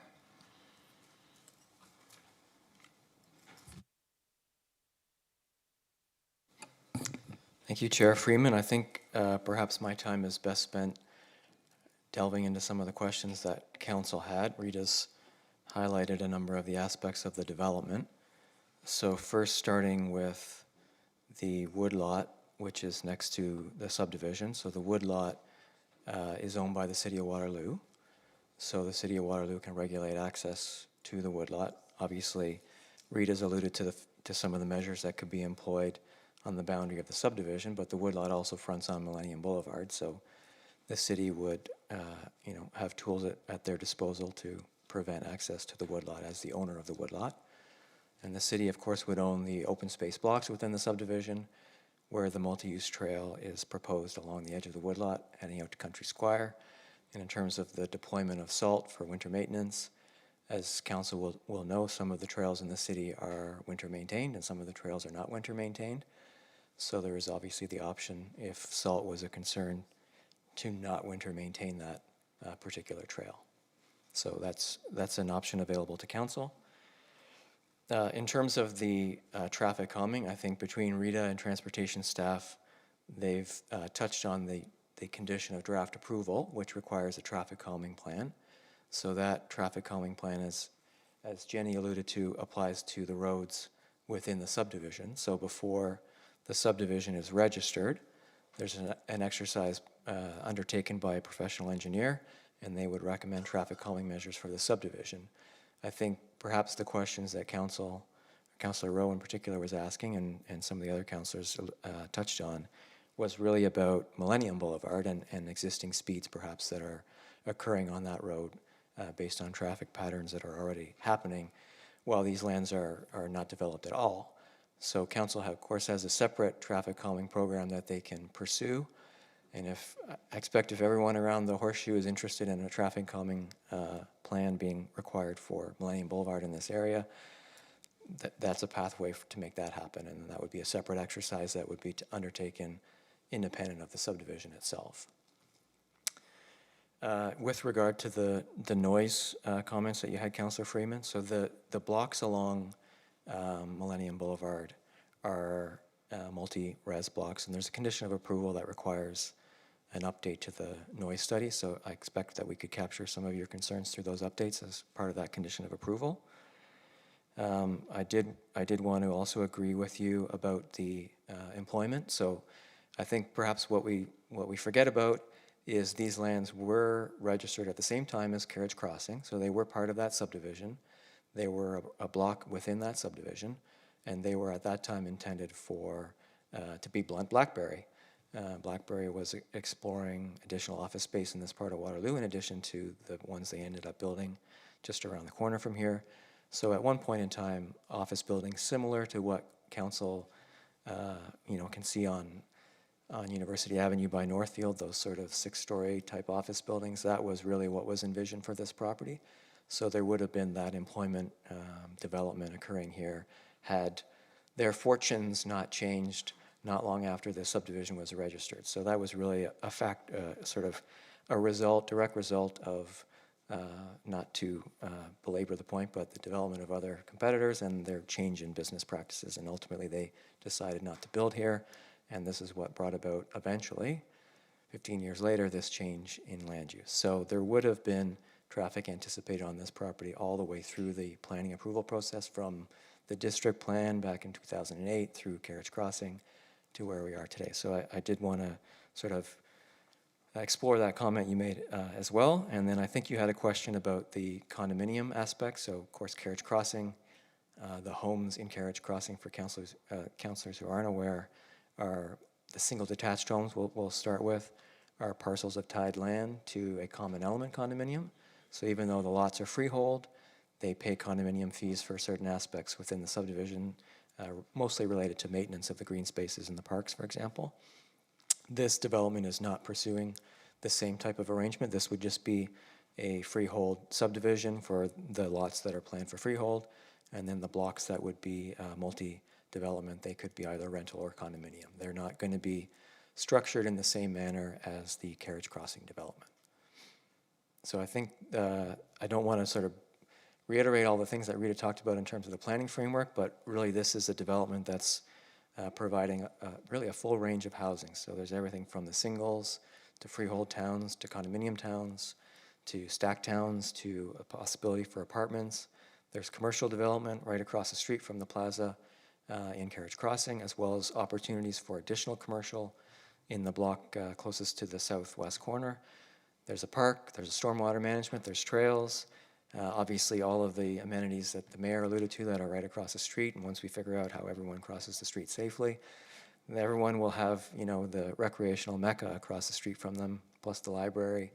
And they'll have shopping, more shopping available, plus the residents who live in Carriage Crossing will also benefit from the additional commercial uses that would come forward as part of this development. So we feel this is a real round out of that community, as well as an opportunity for more housing in this very desirable part of Waterloo, and we're excited to bring it forward. Thank you, Mr. Hawkins. Questions for the delegate council? I appreciate your comments on the noise study and the inconsistencies on the traffic. Even when I looked at the RWDI comments on the noise study, I didn't see the difference, so I appreciate that. But I also did appreciate the additional commentary in the RWDI study with regard to potential noise from ANOVA, and I felt that the land use compatibility study missed that, so I appreciated that. Seeing no further questions, Mayor McCabe. Just a quick question, thank you, through you, Chair, to Mr. Hawkins. I usually ask this of developments, assuming or, if this is approved tonight, what's your timeline, do you think, for starting development? Well, through you, Chair Freeman, I think it's fair to say we live in uncertain times where we open the newspaper and we don't know what's going on every single day, but I think Activa is excited about this community, and I think, subject to whatever the world throws at us in the next few weeks, they do plan to start grading the site next year. Thank you for that information. Any further questions, council? Thank you. Our next delegate is Mr. Bergman. Mr. Bergman, you have 10 minutes. Welcome. Thank you so much, Ms. Mayor and Council, for this opportunity to speak. I must say it's been a most interesting evening. I've had to change all my notes given the two predecessors, and my opinions are not on PowerPoint, so bear with me. Please listen close. It is an expression of the residents on behalf of the area, being Gray Silo, and I want, with my colleagues here, all of us to hear what is our concerns. Citizens that are living there and have experienced changes that have been somewhat reflected already in the predecessors that we've just heard. The point is traffic. Yes, thank you, Mayor, for bringing this up. All traffic, be it pedestrian and vehicular, appear to be confined to Millennium Boulevard. Current use involves many people running on the road because sidewalks are not continuing around Millennium and Country Square. Walkers and bicycle clubs from Rim Park Rec Center and Mennonite buggies too. Millennium Boulevard is a very busy single-lane road, despite it being divided by a boulevard. Frequent tournaments are major events at Rim Park, bringing a substantial increase in the volume of traffic. This is a threat to people on foot throughout the area. Businesses use our very own properties because cars are imposed on our properties and our visitor properties because parking spaces are limited due to the volume of people traffic. Stores place signs out so to limit the intrusion, but to no avail.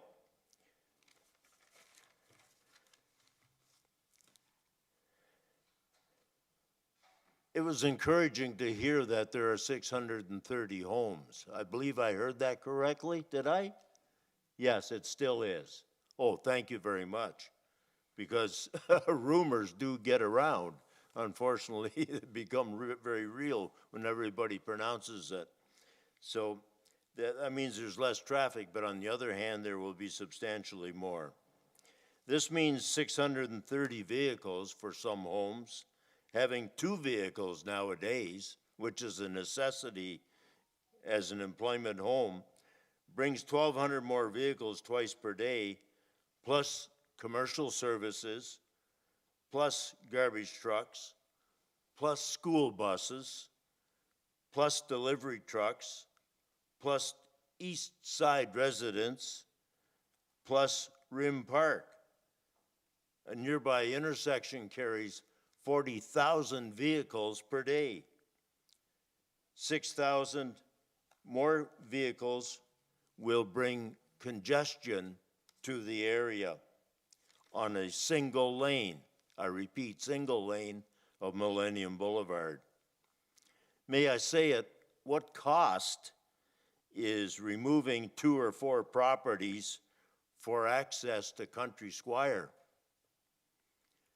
I'm not going to get into zoning issues or whatever it may be, but my point is, why not 2 entries on the Country Square compared to the risk to lives and properties already at risk due to congestion? If you want to understand what congestion is, have you traveled recently through the inner from shock of those trying to get across a walkway at the roundabout? Hell, it's scary even to being a car driver for fear of yes, bringing down a pedestrian. Isn't access to Country Squire a given fact? Matter of fact, I've only been in Waterloo for 4.5 years. Was Country Squire ever operated with an access to Northfield? It seems to me that the bumpers along the roadside were installed maybe when the lights were put up for the intersection of University being so close. My query would be, is it reasonable to possibly control access there? Information was what I was going to ask, but so much of it was given by my predecessors, so thank you very much for that fact happening tonight. And there was some mention, I believe, of traffic lights. How many will be installed that might just illuminate our quiet nights? This may be a touchy issue, but pardon me, the word integrated has been used. I'm not sure what that means. Integrated has been used, and what does that really mean? Is it low-income housing? Yes, I said it. Low-income housing, which will effectively lower values of upscale, multi-million-dollar homes, which constitute the full development at Carriage Crossing. I'm being very frank. If so, please think again. Are we talking about high density, overload, or a catastrophe waiting to happen? We trust that the questions and comments will be evaluated and measured into your plans for the whole area. Goodbye, we will miss this piece of productive agricultural land, a clear, spectacular sunset. So will be crows, running deer, hundreds of seagulls, flocks of Canada geese, and turkeys. But I'm referring to the feathered kind in that case. What a loss. It hurts to see it destined for obliteration. Thank you again for allowing me to express the concerns of citizens who are at the Gray Silo area. May I, just in closing, dare to say one thing? Could I ask you for a smile to affirm any of this information as being worthy of consideration?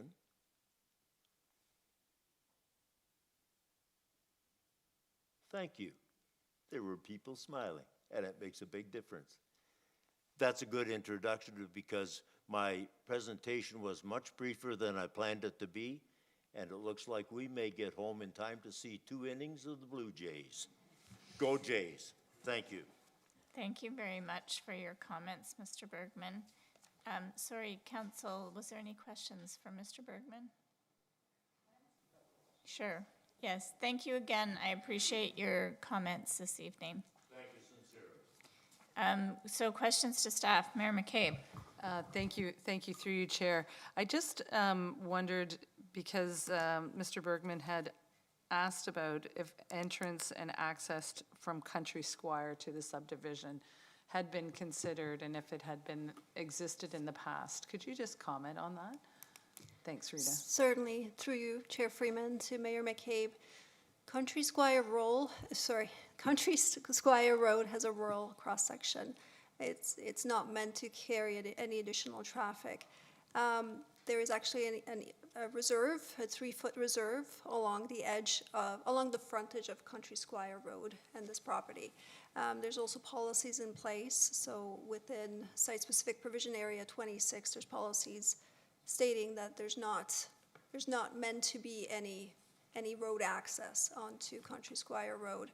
Again, this is to direct traffic to Millennium Boulevard away from the rural road onto Millennium Boulevard, which is meant to carry traffic. It is a major collector road, and that is why the development is set up the way it is. Okay, thank you very much for that. And then I had another question for Jillian Fleming, just around the, and Jill is our Director of Recreation, just so people are aware, just with respect to the delegation's comments and concerns around, parking and the impacts that occur in that neighborhood, given the high volume and use at Rim Park. And I was just wondering if you could comment on some of the mitigation efforts that you and your team have put in place and maybe other things that you're considering. Sure, through you, Chair, to Mayor. There is a parking plan in place for the largest event, Ontario Volleyball Championships. And that includes such things as allowing parking on the bike path. And then we also do parking on Country Squire down into the Waterloo North, no, not Waterloo North Hydro anymore, Nova parking lot. So they allow us to park within their property, as well as the Black Bear campus also at times allows us to park in their property.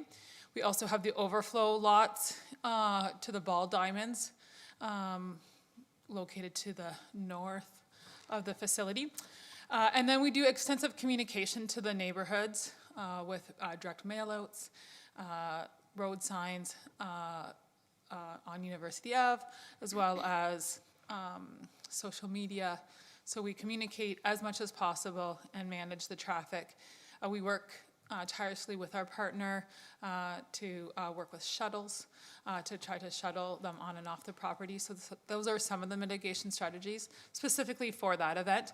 Other events use officers at the main intersections of Millennium Drive to help traffic move in and out of that area.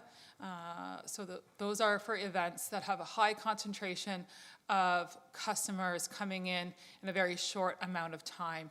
An example would be the Eid Festival, where there's a large volume in a very short time. So we used controlled entrances through paid duty officers. So those are some of the mitigation strategies to help with the traffic flow in that area during those high peak volumes. Okay, thanks for that. I just thought it's important that the people who are, like Mr. Bergman's here, but others who may be listening or following this development and this discussion to know that this is something that you and your team think a lot about and are working hard to do your best to mitigate and continue to add shuttles and other things as necessary and as this goes on. And just one comment, and Mr. Bergman, you commented about integration. I really wasn't sure where you were going with that or what that was to mean, but I mean, across our city, there are lots and lots of examples of where we build, in partnership with our development community, build what we call complete communities, and that includes people from an entire variety of backgrounds, income levels, abilities, ages, different stages of life. I would argue that does not drive anyone's values of the property down. In fact, I think that is really what builds a really vibrant community. So I just wanted to provide that comment with respect to that. Thank you. Is there any other questions to staff at this time based on the delegation? Seeing none, I will now ask, is there anyone present this evening who wishes to speak to this application? If so, please raise your hand and you will have 5 minutes to speak. Seeing none, if there are no more delegations, this formal public meeting is concluded and the application is now open to council for a motion and debate. Sure. Councillor Bodley. Thank you, Councillor Freeman. Whereas Council has considered all written and oral submissions, and whereas council has considered the professional opinions of planning staff, therefore be it resolved, 1, that council approve IPPW 2025-061, 2, that council approve official plan amendment number 53, OPA 53, Activa Holdings, Inc. for 400 Millennium Boulevard as set out in Section 8 of Report IPPW 2025-061, 3, that council approve zoning bylaw amendment Z-24-04 Activa Holdings, Inc. for 400 Millennium Boulevard as set out in Section 8 of Report IPPW 2025-061. 4, that council approve draft plan of subdivision 30T-23401 Activa Holdings, Inc. for 400 Millennium Boulevard as set out in Section 8 of Report IPPW 2025-061. 5, that council delegate authority to the city's director of planning to make administrative and minor modifications to any standard condition of subdivision approval and/or site-specific condition of subdivision approval in relation to draft plan of subdivision 30T-23401 and minor red line revisions to draft plan of subdivision 30T-23401. And 6, that council delegate authority to the city's director of planning to determine if the conditions of draft approval are satisfied and to approve final registration in relation to draft plan of subdivision 30T-23401. Thank you. Is there a seconder of that?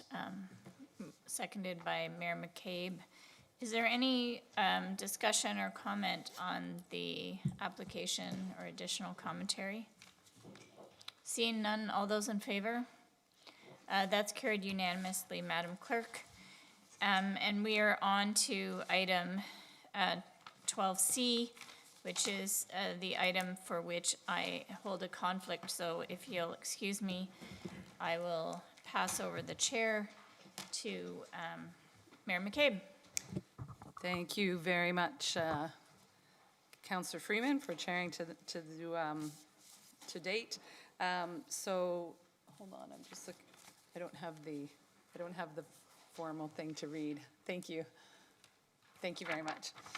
Okay, so, 12C, Official Plan Amendment 60 and Zoning Bylaw Amendment Z24-18, 2444-66-8, Ontario, Inc. for 1 Dunbar Road North. This is a formal public meeting to consider item 12C, Official Plan Amendment. Sorry, I just read all that.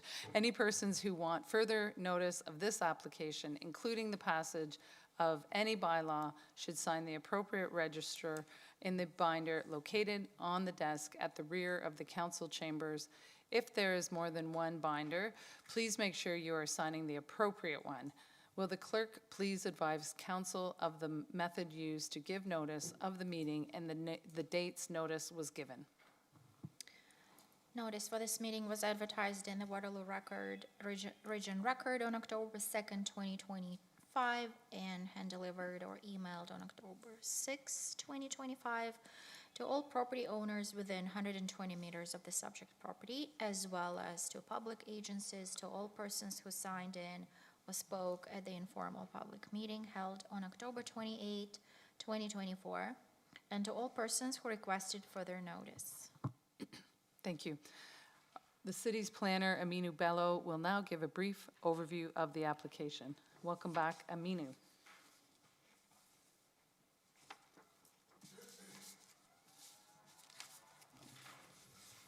Good evening again, Mayor McCabe, Chair, members of the public, staff.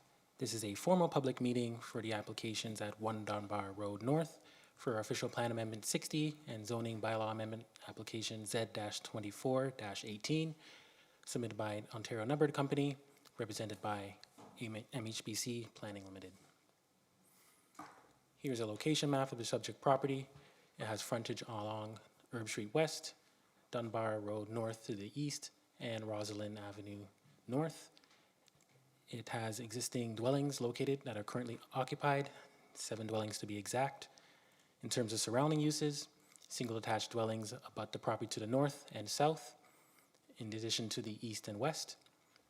Taking a step out, we have the Waterloo Memorial Recreation Center to the north, and the Waterloo Heights Senior Residence to the west, and other uses such as a convenience store and automotive shop to the adjacency of the property.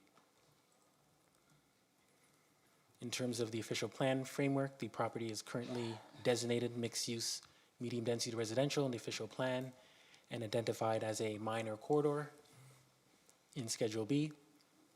Moving on, we have the medium-density category, which contemplates a maximum height of 20 meters. In terms of the official plan amendment submitted by the applicant, they are requesting a new Pacific Provision Area, also known as the SPA, to permit a maximum building height of 9 stories and a maximum density of 740 beds per hectare. On the screen here, we have a subject lands identified in red. Again, I'd like to highlight the official plan amendment 58, which provides important context for if and when ministerial approval is granted, we would see some changes. The image on the left shows the subject lands under the current official plan 2012, which designates the lands, as I mentioned, mixed-use, medium-density residential, and low-density residential to the north. Official Plan Amendment 58 was advanced by Council, and it's the adopted framework, which will be in effect if the province approves the 58. An important consideration is the property to the north, as we've seen in kind of the orange-brown color, would be redesignated to mixed-use, medium-density. Moving on to the current planning framework in the zoning bylaw, the current property is zoned residential mixed use, RMU 20, which permits multiple units, multiple dwelling units to be exact, apartments, and mixed use buildings with dwelling units above the first story. In alignment with the official plan, the maximum height is 6 stories, and the maximum density is 525 beds per hectare under the zoning. This is a site plan concept showing the proposed development. It's a 9-story building with approximately 169 dwelling units with a mix of studios, 1 bedrooms, and 2 bedroom plus den units. It proposes 107 vehicle parking spaces proposed within 2 levels of underground parking at a rate of, to be exact, 0.55 resident space per unit. The correction on the slide there is an error. The property, as we can see, has entrances to the site off of Dunbar Road North, which is intended for visitor parking, waste collection, and loading functions. The Rosalind Avenue North access will be strictly for the underground parking, as we can see the ramp curving into the site. In terms of built form, we can see here dwelling units as well as the amenity space shown in purple. Here we have some building cross-sections showing the massing. The image on the left is a south facade as you were looking directly from Herb Street West. And important to note, we see the entire frontage activated along Herb Street West. Above the 6 stories, we have a 1.8 meter step back along the Rosalind Avenue and Dunbar Road North sides of the street to allow for the massing to be pulled in. The image on the right side of our screen is an east building facade viewed from Dunbar. This image kind of shows the slender tower built form and the additional setback provided from the low res, meeting the minimum of 14.44 as per the zoning bylaw. The concept evolution has evolved since we first seen this one practically a year from this date at the informal public meeting. The image on the top of right of our screen showing the initial concept at 10 stories, which had originally a stepped massing along Rosalind Avenue from 6, stepping up to 10 stories. In response to the public feedback from councilors, the public, and staff, the applicant has come back and revised their proposal. Is the one that we have here in front of us today, which is a 9-story building with a podium-built form, 169 dwelling units, at a density of 740 beds per hectare. And important to note here, we see a more slender tower on the site. I used the tower in the context of our zoning bylaw. We can see the differences here being 17 meters in width and compared to the initial concept being 20 meters shown in the top in red.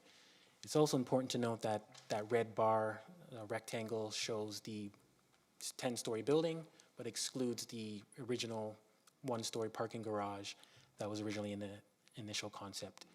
The concept has been revised to predominantly have most of the parking tucked underneath with a modest visitor parking along the rear of the site. In terms of the zoning bylaw amendment and the requested site-specific provisions, they can kind of be broadly grouped into three categories: built form, setbacks, and landscape open space. In terms of the built form, again, the maximum density being requested is 740 beds per hectare, a tower step back, a minimum of 1.8 meters along the front facades being Rosalind Avenue and Dunbar Road North, a 0 meter setback along the flankage, which is Herb Street West. Moving on to other built form categories, we have the podium height, a maximum of 19.6 meters is requested. That's representing the 6-story portion of the building. A horizontal tower dimension is being requested to be a maximum of 64.5 meters, and the tower footprint is being bumped up slightly to 1,100 square meters where 1,000 is required. In terms of the setback, an improvement we're seeing here is a low-rise residential setback of 12.5 meters. This is just for the first story of the building.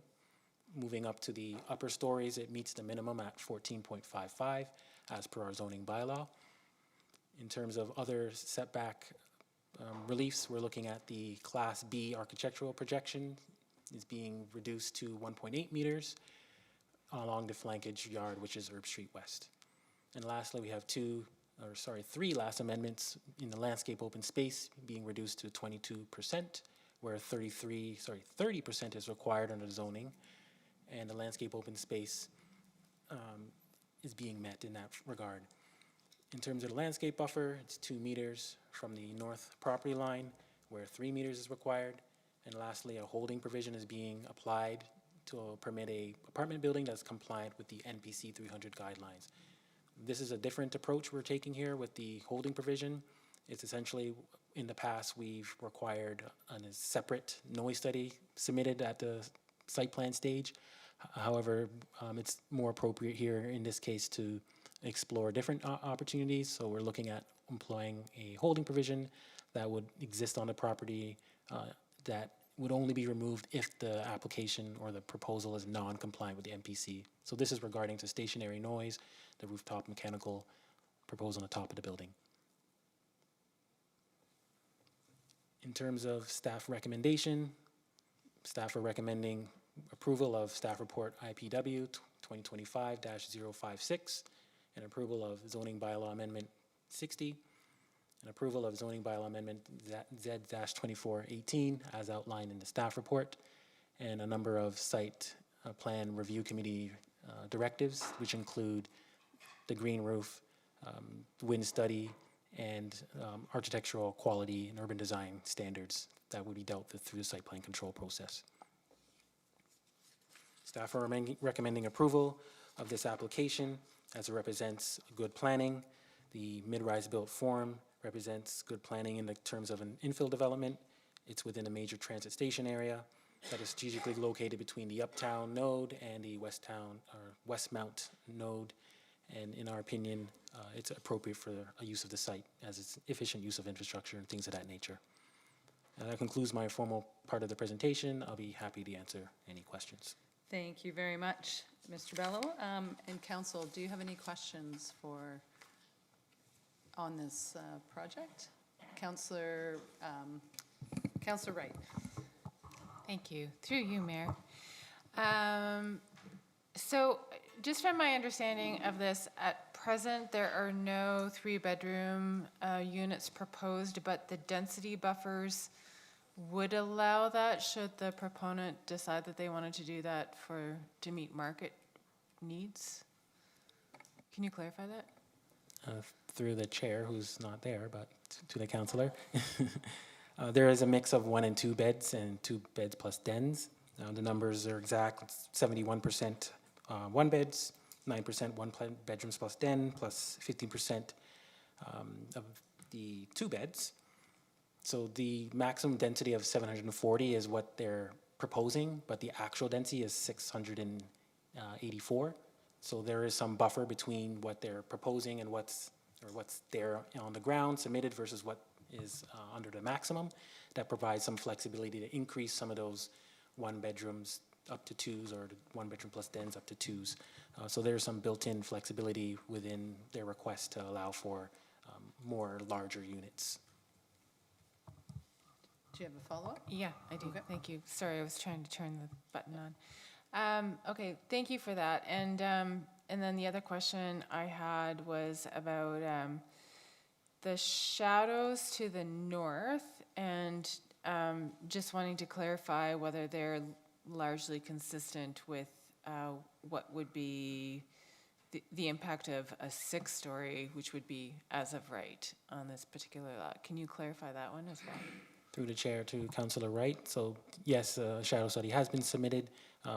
What we did request was for the shadow study to show the as of right at 6 stories versus what's proposed at 9. Plus or minus, based on the staff's calculation, we're seeing a modest increase in shadows for that 9-story built form. As it's typically measured as ideal best practice at the fall and summer periods. And as the site moves across from the afternoon, we're seeing modest shadow increases. Our rule of thumb is we typically require no more than 50% of any lot to be casted by a shadow for a 4-hour period. There is a modest shadowing on the properties, but in our opinion, it's not something that's significant or an adverse compared to the 6-story built form. Okay, thank you for that. And then the reduction in the green space, I mean, it looks like there's a good buffer going on at the back, or the back of the building, which is really the north property line, just in terms of creating a landscape buffer there between the driveway. But it does seem overall that it's a pretty tight lot with not a lot of green space. So we've gone down significantly in the green space. Is it staff's opinion that the green roof in some way mitigates that? Can you just explain how that works? Through the chair to Councillor Wright. So to your point, yes, it is a compact site, so we definitely put that in our consideration in terms of weighing what's appropriate. I will say that though they are beneath the required minimum, there are landscape opportunities around the perimeter of the site to provide softing in terms of landscaping. I will say that in terms of the zoning, we don't use the rooftop or any other green spaces on the building as a part of our calculation, but in reality, those do provide benefits to the site in terms of reducing the heat island effect and providing opportunities for greening. So to answer your question in short, from a zoning perspective, they are requesting a reduction, but we don't include the rooftop as part of our calculation for landscape open space.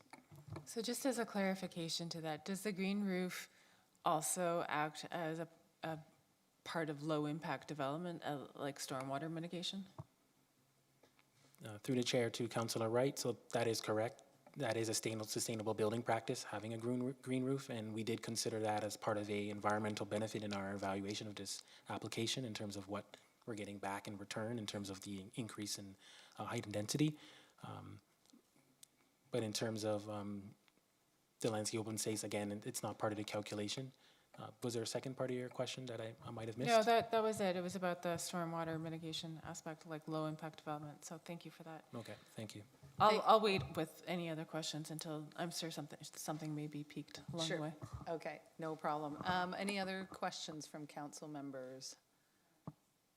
Nope, already asked and answered. Okay. I think you're good then. Thank you very much, Aminu. I will now ask any registered delegations to come forward.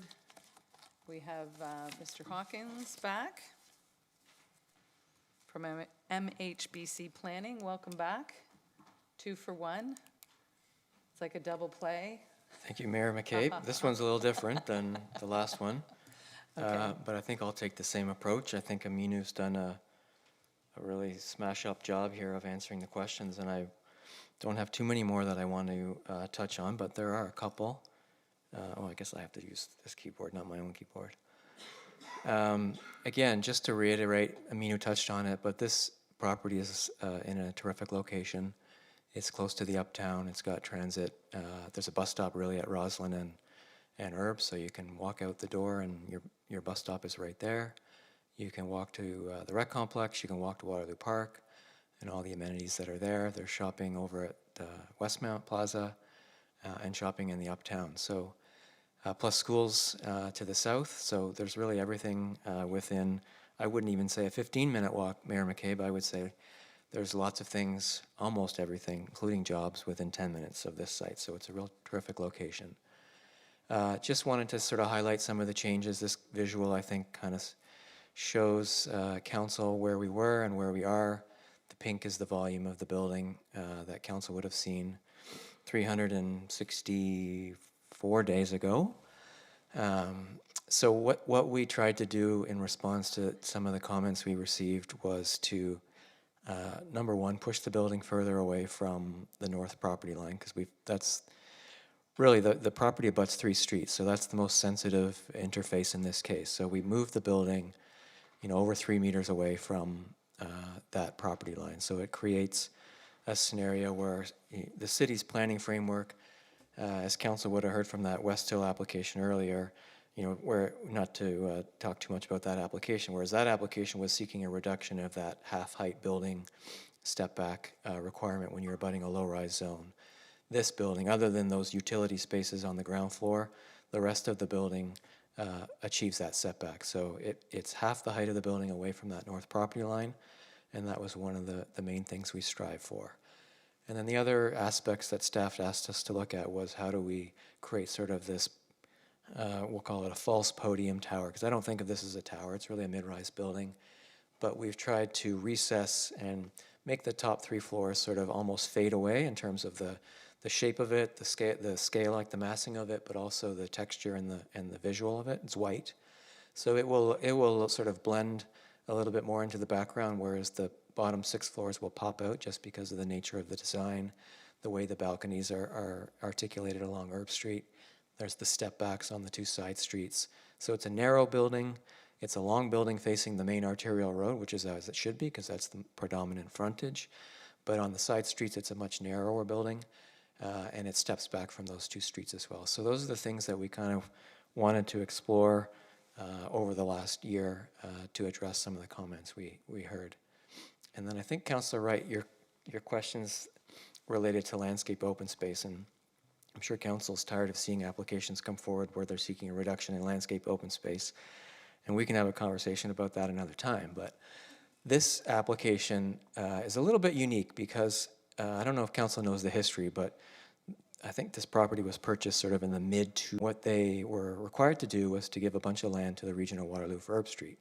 So you see the property line is cut off here, and it's cut off on both Dunbar and Roslyn, and they gave 3+ meters along the entire Herb Street frontage. So if you take all of that land that used to be part of these properties and was taken away from this property, and you visualize that as being landscaped, which it would be, which it will be after this development is built, it's actually a substantial amount of landscaping around the perimeter of this site. So the development meets all the setbacks from the streets, 5 meters from all 3 streets. So it's not a scenario where the building is 3 meters or 2.5 meters from the street. This is the full 5 meters. There's lots of room for landscaping in all 3 streets, plus all that road widening the region got, which they won't be using to widen Herb Street anytime soon. So there's quite a bit of space for landscaping. And then what we did on the back of the site, previously we had the parking structure, which was kind of partially below that landscape buffer. It was very difficult to engineer. So that was what we also did over the last year, was work with the structural engineers to figure out, how feasible is this and how difficult will it be to construct. And so what we did instead was we just cut the structure off. So there's full 2 meters with nothing underneath it. So there's lots of space to landscape along the back as well. So there's fencing plus landscaping plus all the separation. There's no parking. There's no covered parking at the back anymore. There's a little bit of visitor parking, but really most of the activity will just be going right down into the underground parking. And there won't be sort of that impact of cars coming and going on the back side of the site as well. So we think that the landscaping is showcased in the most important parts of this site, which is the visible parts of the site for the neighbors, but also the people who are walking along the 3 streets. And we think there's ample space there to achieve that objective, which is really what the landscape percentage is trying to do. And then the green roof, as Aminu said, is really a sustainable initiative where we're managing stormwater, clean water, really, when it falls on the roof. It's part of the overall sort of environmental objectives of the project. So we think this is a great fit for the area. We think, obviously, the OPA 58 planning framework, which sort of envisions 6 stories all around this site, this is a nice transition from 9 down to 6 stories. There's obviously examples all over Waterloo where you go from 25 to 6 stories, or on King Street from 30 to 4 stories. So this is a very subtle 9 to 6 story transition, plus the generous setback. So even if someone built a 6-story building in the future somewhere to the north of this site, there's still that tremendous separation from the north property line, which you wouldn't require quite as large a setback if you were building next to a 6-story building. So it's sort of it will be a built-in place separation from whatever might get built in the future around this property. And so we think that the 9 to 6 transition, the mid-rise building in this part of Verb Street, really supports what could be achieved in this part of the major transit station area. We're excited again to bring this one forward. Thank you very much. Did you have additional questions? No, that's fine. Thanks. The mention, through you, Mayor, the mention of this going on since 2015 is really significant. I mean, this block has been deeply impacted by the uncertainty of what building is going to come forth. One of the things that sort of came up in discussions from the traffic impact study was the impacts on pedestrians, both during demolition of the current properties, construction phase, because there's quite a lot of density happening on this north side of Herb Street, compounded by the Barrel Yards development as well. And there are a lot of kids coming through here and then having to cross Herb over to, find their way over to their respective schools. And it was brought up in the traffic impact study that there could or should be some sort of amelioration to the pedestrian crossing on Herb Street. And I'm just wondering, it looked like there was some back and forth correspondence from that period, and I'm just wondering where things sort of ended up in the course of this assessment from the planner side of things. Through you, Mayor McCabe, to Councillor Wright, I think the augmentation of that crossing, the Roslyn signalized crossing, I think that was something that we discussed with staff, and there was general agreement that it was a good idea, and I didn't feel as though we really had to go back and revisit it. So I think it is a good idea, and it remains a good idea. And that rests with the region of Waterloo. Of course it does, yeah, absolutely, yeah. So Mayor.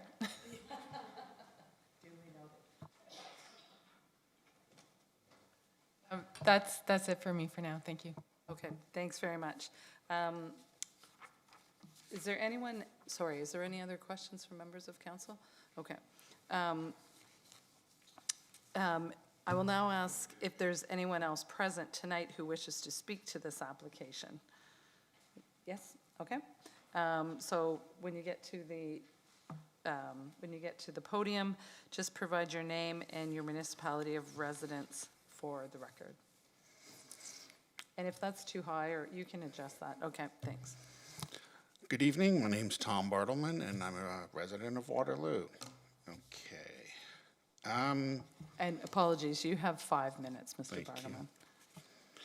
Okay, so I'm looking at MBHC's letter of August 15th, 2025, and I'm on the last page, shadow study. The project architect, ACDF, prepared updated shadow images that illustrate the shadows cast by the proposed development as well. I pulled everything off of Engage. I don't see the updated shadow study. And I have a serious concern about 7 Dunbar not meeting the criteria listed in the UDM. It was borderline on the prior building because it was stepped back. So then that corner of the building didn't clip that property. But now that corner's filled in, and now I honestly believe, but I can't find proof either way because it's not unengaged, so I don't know, maybe there's a file missing, that's fine.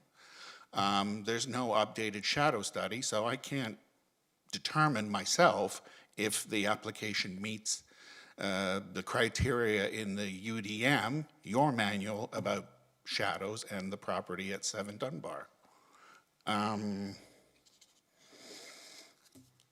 Actually, that's all I have to say. Any questions? Okay, thank you very much. Are there any questions of I think Mr. our Brennan? questions would be for staff. at Yes, this point, yeah, I was, thanks. Like, as I said, I don't know if there's a missing file. So, today, I went to Engage, got the shadow study, and it's the original stepped prior building. right, okay, so we will ask staff about that, Mr. Barnum, thanks Oh, for. and, Oh, go ahead. no, that's fine. Are you sure? Well, the UDM is clear that the application is supposed to make a clear statement that they meet the criteria.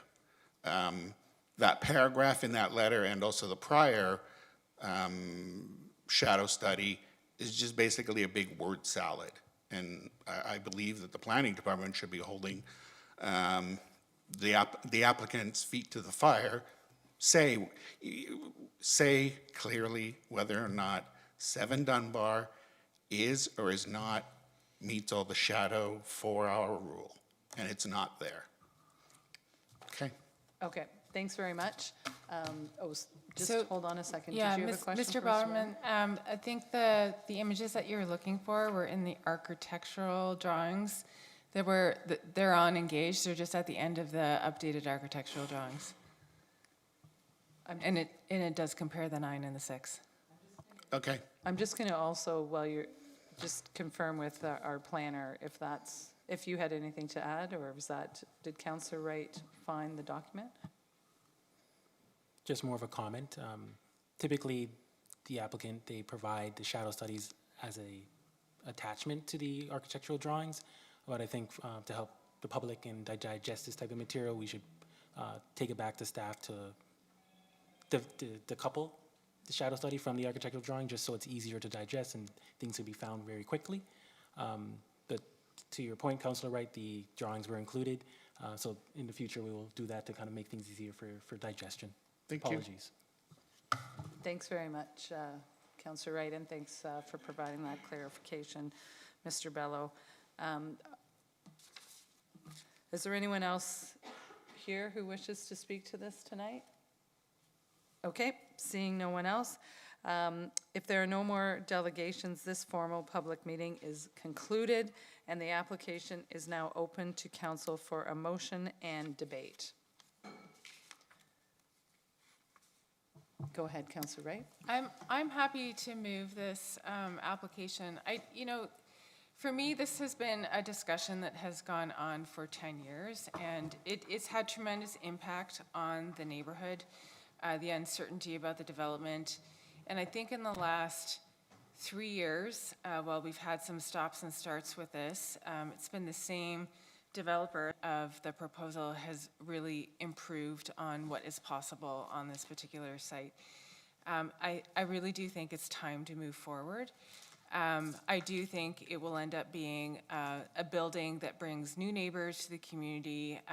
Hopefully it'll bring some new amenities. I understand that there may be a car share located in the property. I've benefited from that tremendously in my own neighborhood, where we're low rise, but we have a high rise up the block, and that Commune auto spot is fantastic. It's just, this neighborhood is experiencing a lot of change, and part of that is initiated by the changes to our official planning act to create the density that is required around our major transit station areas. This building is kind of trying to make the best of two worlds here, and I agree with Mr. Hawking that it really came a long way, and that they've made many little adaptations to it to make it better for the existing neighborhood, recognizing that over time there will be more density coming to this north end of the block. At this point, I think it's the right time to move forward with it. Thank you, Councillor Wright. Did you want to? Yeah, I've got to read the that? motion. Okay, thank you. Thank you. So this is our official wording. The official plan amendment 60 and zoning bylaw amendment Z24-18-2744668 Ontario Inc. for 1 Dunbar Road North. Whereas council has considered all written and oral submissions, and whereas council has considered the professional opinions of planning staff, therefore be it resolved that council approve report IPPW 2025-056. That council approve official plan amendment number 60, OPA 60, 2744668 Ontario Inc. for the lands municipally known as 1 Dunbar Road North in accordance with section 7 of IPPW 2025-056. That council approve zoning bylaw amendment Z24-18-2744668 Ontario Inc. for the lands municipally known as 1 Dunbar Road North in accordance with section 7 of IPPW 2025-056. Thank you, Councillor Wright. And so that's moved by Councillor Wright and seconded by Councillor Bodley. Is there any other questions or comments on this? I just have one question, just for staff, and it's really an issue for the developer, but we've had some concerns with some of the development that's occurred along Herb Street with the sidewalks not being opened properly during the duration of the construction, like that the access has been impeded. So I just like staff to really monitor that. So I'm kind of looking past you, Mr. Bello, to our traffic people there, to say if you could really just monitor that, and because we know that there's a lot of people who are pedestrians in that area, and we've had concerns about that in the past. But beyond that, is there any other comments or questions? Seeing none, okay, then all in favor? That is carried. Thank you, Council. Okay, so moving on now, there's consideration of notice of motion given at a previous meeting. There are none. There are no current notice of motions, no communications and correspondence, no unfinished business. Council, are there any questions of staff? Any new business? I will add that the Dodgers are up 2-0, just so you know. That just happened. But Councillor Hanmer. Thank you, and I will keep it brief, Mayor. Through you, I just wanted to give a shout out to the Hockey Helps the Homeless group who held their annual tournament. It's, I believe, their 10th year of hosting it at Rim Park on Friday, and they raised over $350,000 for our local six of our local charities who serve the homeless population. So it's a tremendous effort, lots of volunteers and lots of teams, not only from our community that come, but from probably the province that come to this one. So well done to the team. Yeah, absolutely. Thank you, Councillor Hanmer. Councillor Bodley. I too want to watch the baseball game, but I will highlight that in Vista Hills, this is an ongoing tradition that's been going on for a number of years, and plenty of people show up just from the Vista Hills community. They rent out the Forbes Hall at Rim Park. 100 people or more celebrating Diwali from just one neighborhood in our community, and it's always wonderful to see so many folks coming out and celebrating their culture. And I guess, given that, I will just wish everyone in the community that does celebrate a happy Diwali. Thank you. Thank you very much, Councillor Bodley. Other comments or new business, I should say? Okay, seeing none, I just wanted to say that tonight, in between council this afternoon and council this evening, a few of us, Councillor Rowe, Councillor Wright, and myself, were able to join representatives from Spectrum, Waterloo Region, and I forget the name of the DJ, but I think it's One Big Gay Disco, if I got that right. And they had a really fabulous celebration, dance party and celebration of love and of all forms in our square. It was pulled together really quickly started at 5:30. I don't know if they're still going on, but we sadly had to come back to council rather than spend time with the community. So just wanted to congratulate them on pulling that together, and just state, I think I can say on behalf of all of council here that we support hate has no place in Waterloo and Waterloo region, and we support and stand behind the 2S LGBTQIS AI plus community. I hope I got that all right. And just wanted to say thank you for that. And tomorrow night, Game 4 will be televised in the square. The city and the city's economic development and our BIA have partnered to put a big screen TV in the public square tomorrow night. Bring your winter jacket and your lawn chair, very Canadian experience, and we'll watch Game 4. Thank you very much. Okay, so with that, enactment of bylaws moved by Councillor Bodley, seconded by Councillor Rowe. All in favor? That is carried. And adjournment. Moved by Councillor Rowe and seconded by Councillor Hanmer. All in favor? That is carried. Thank you, everyone. Have a great evening. Go Jays.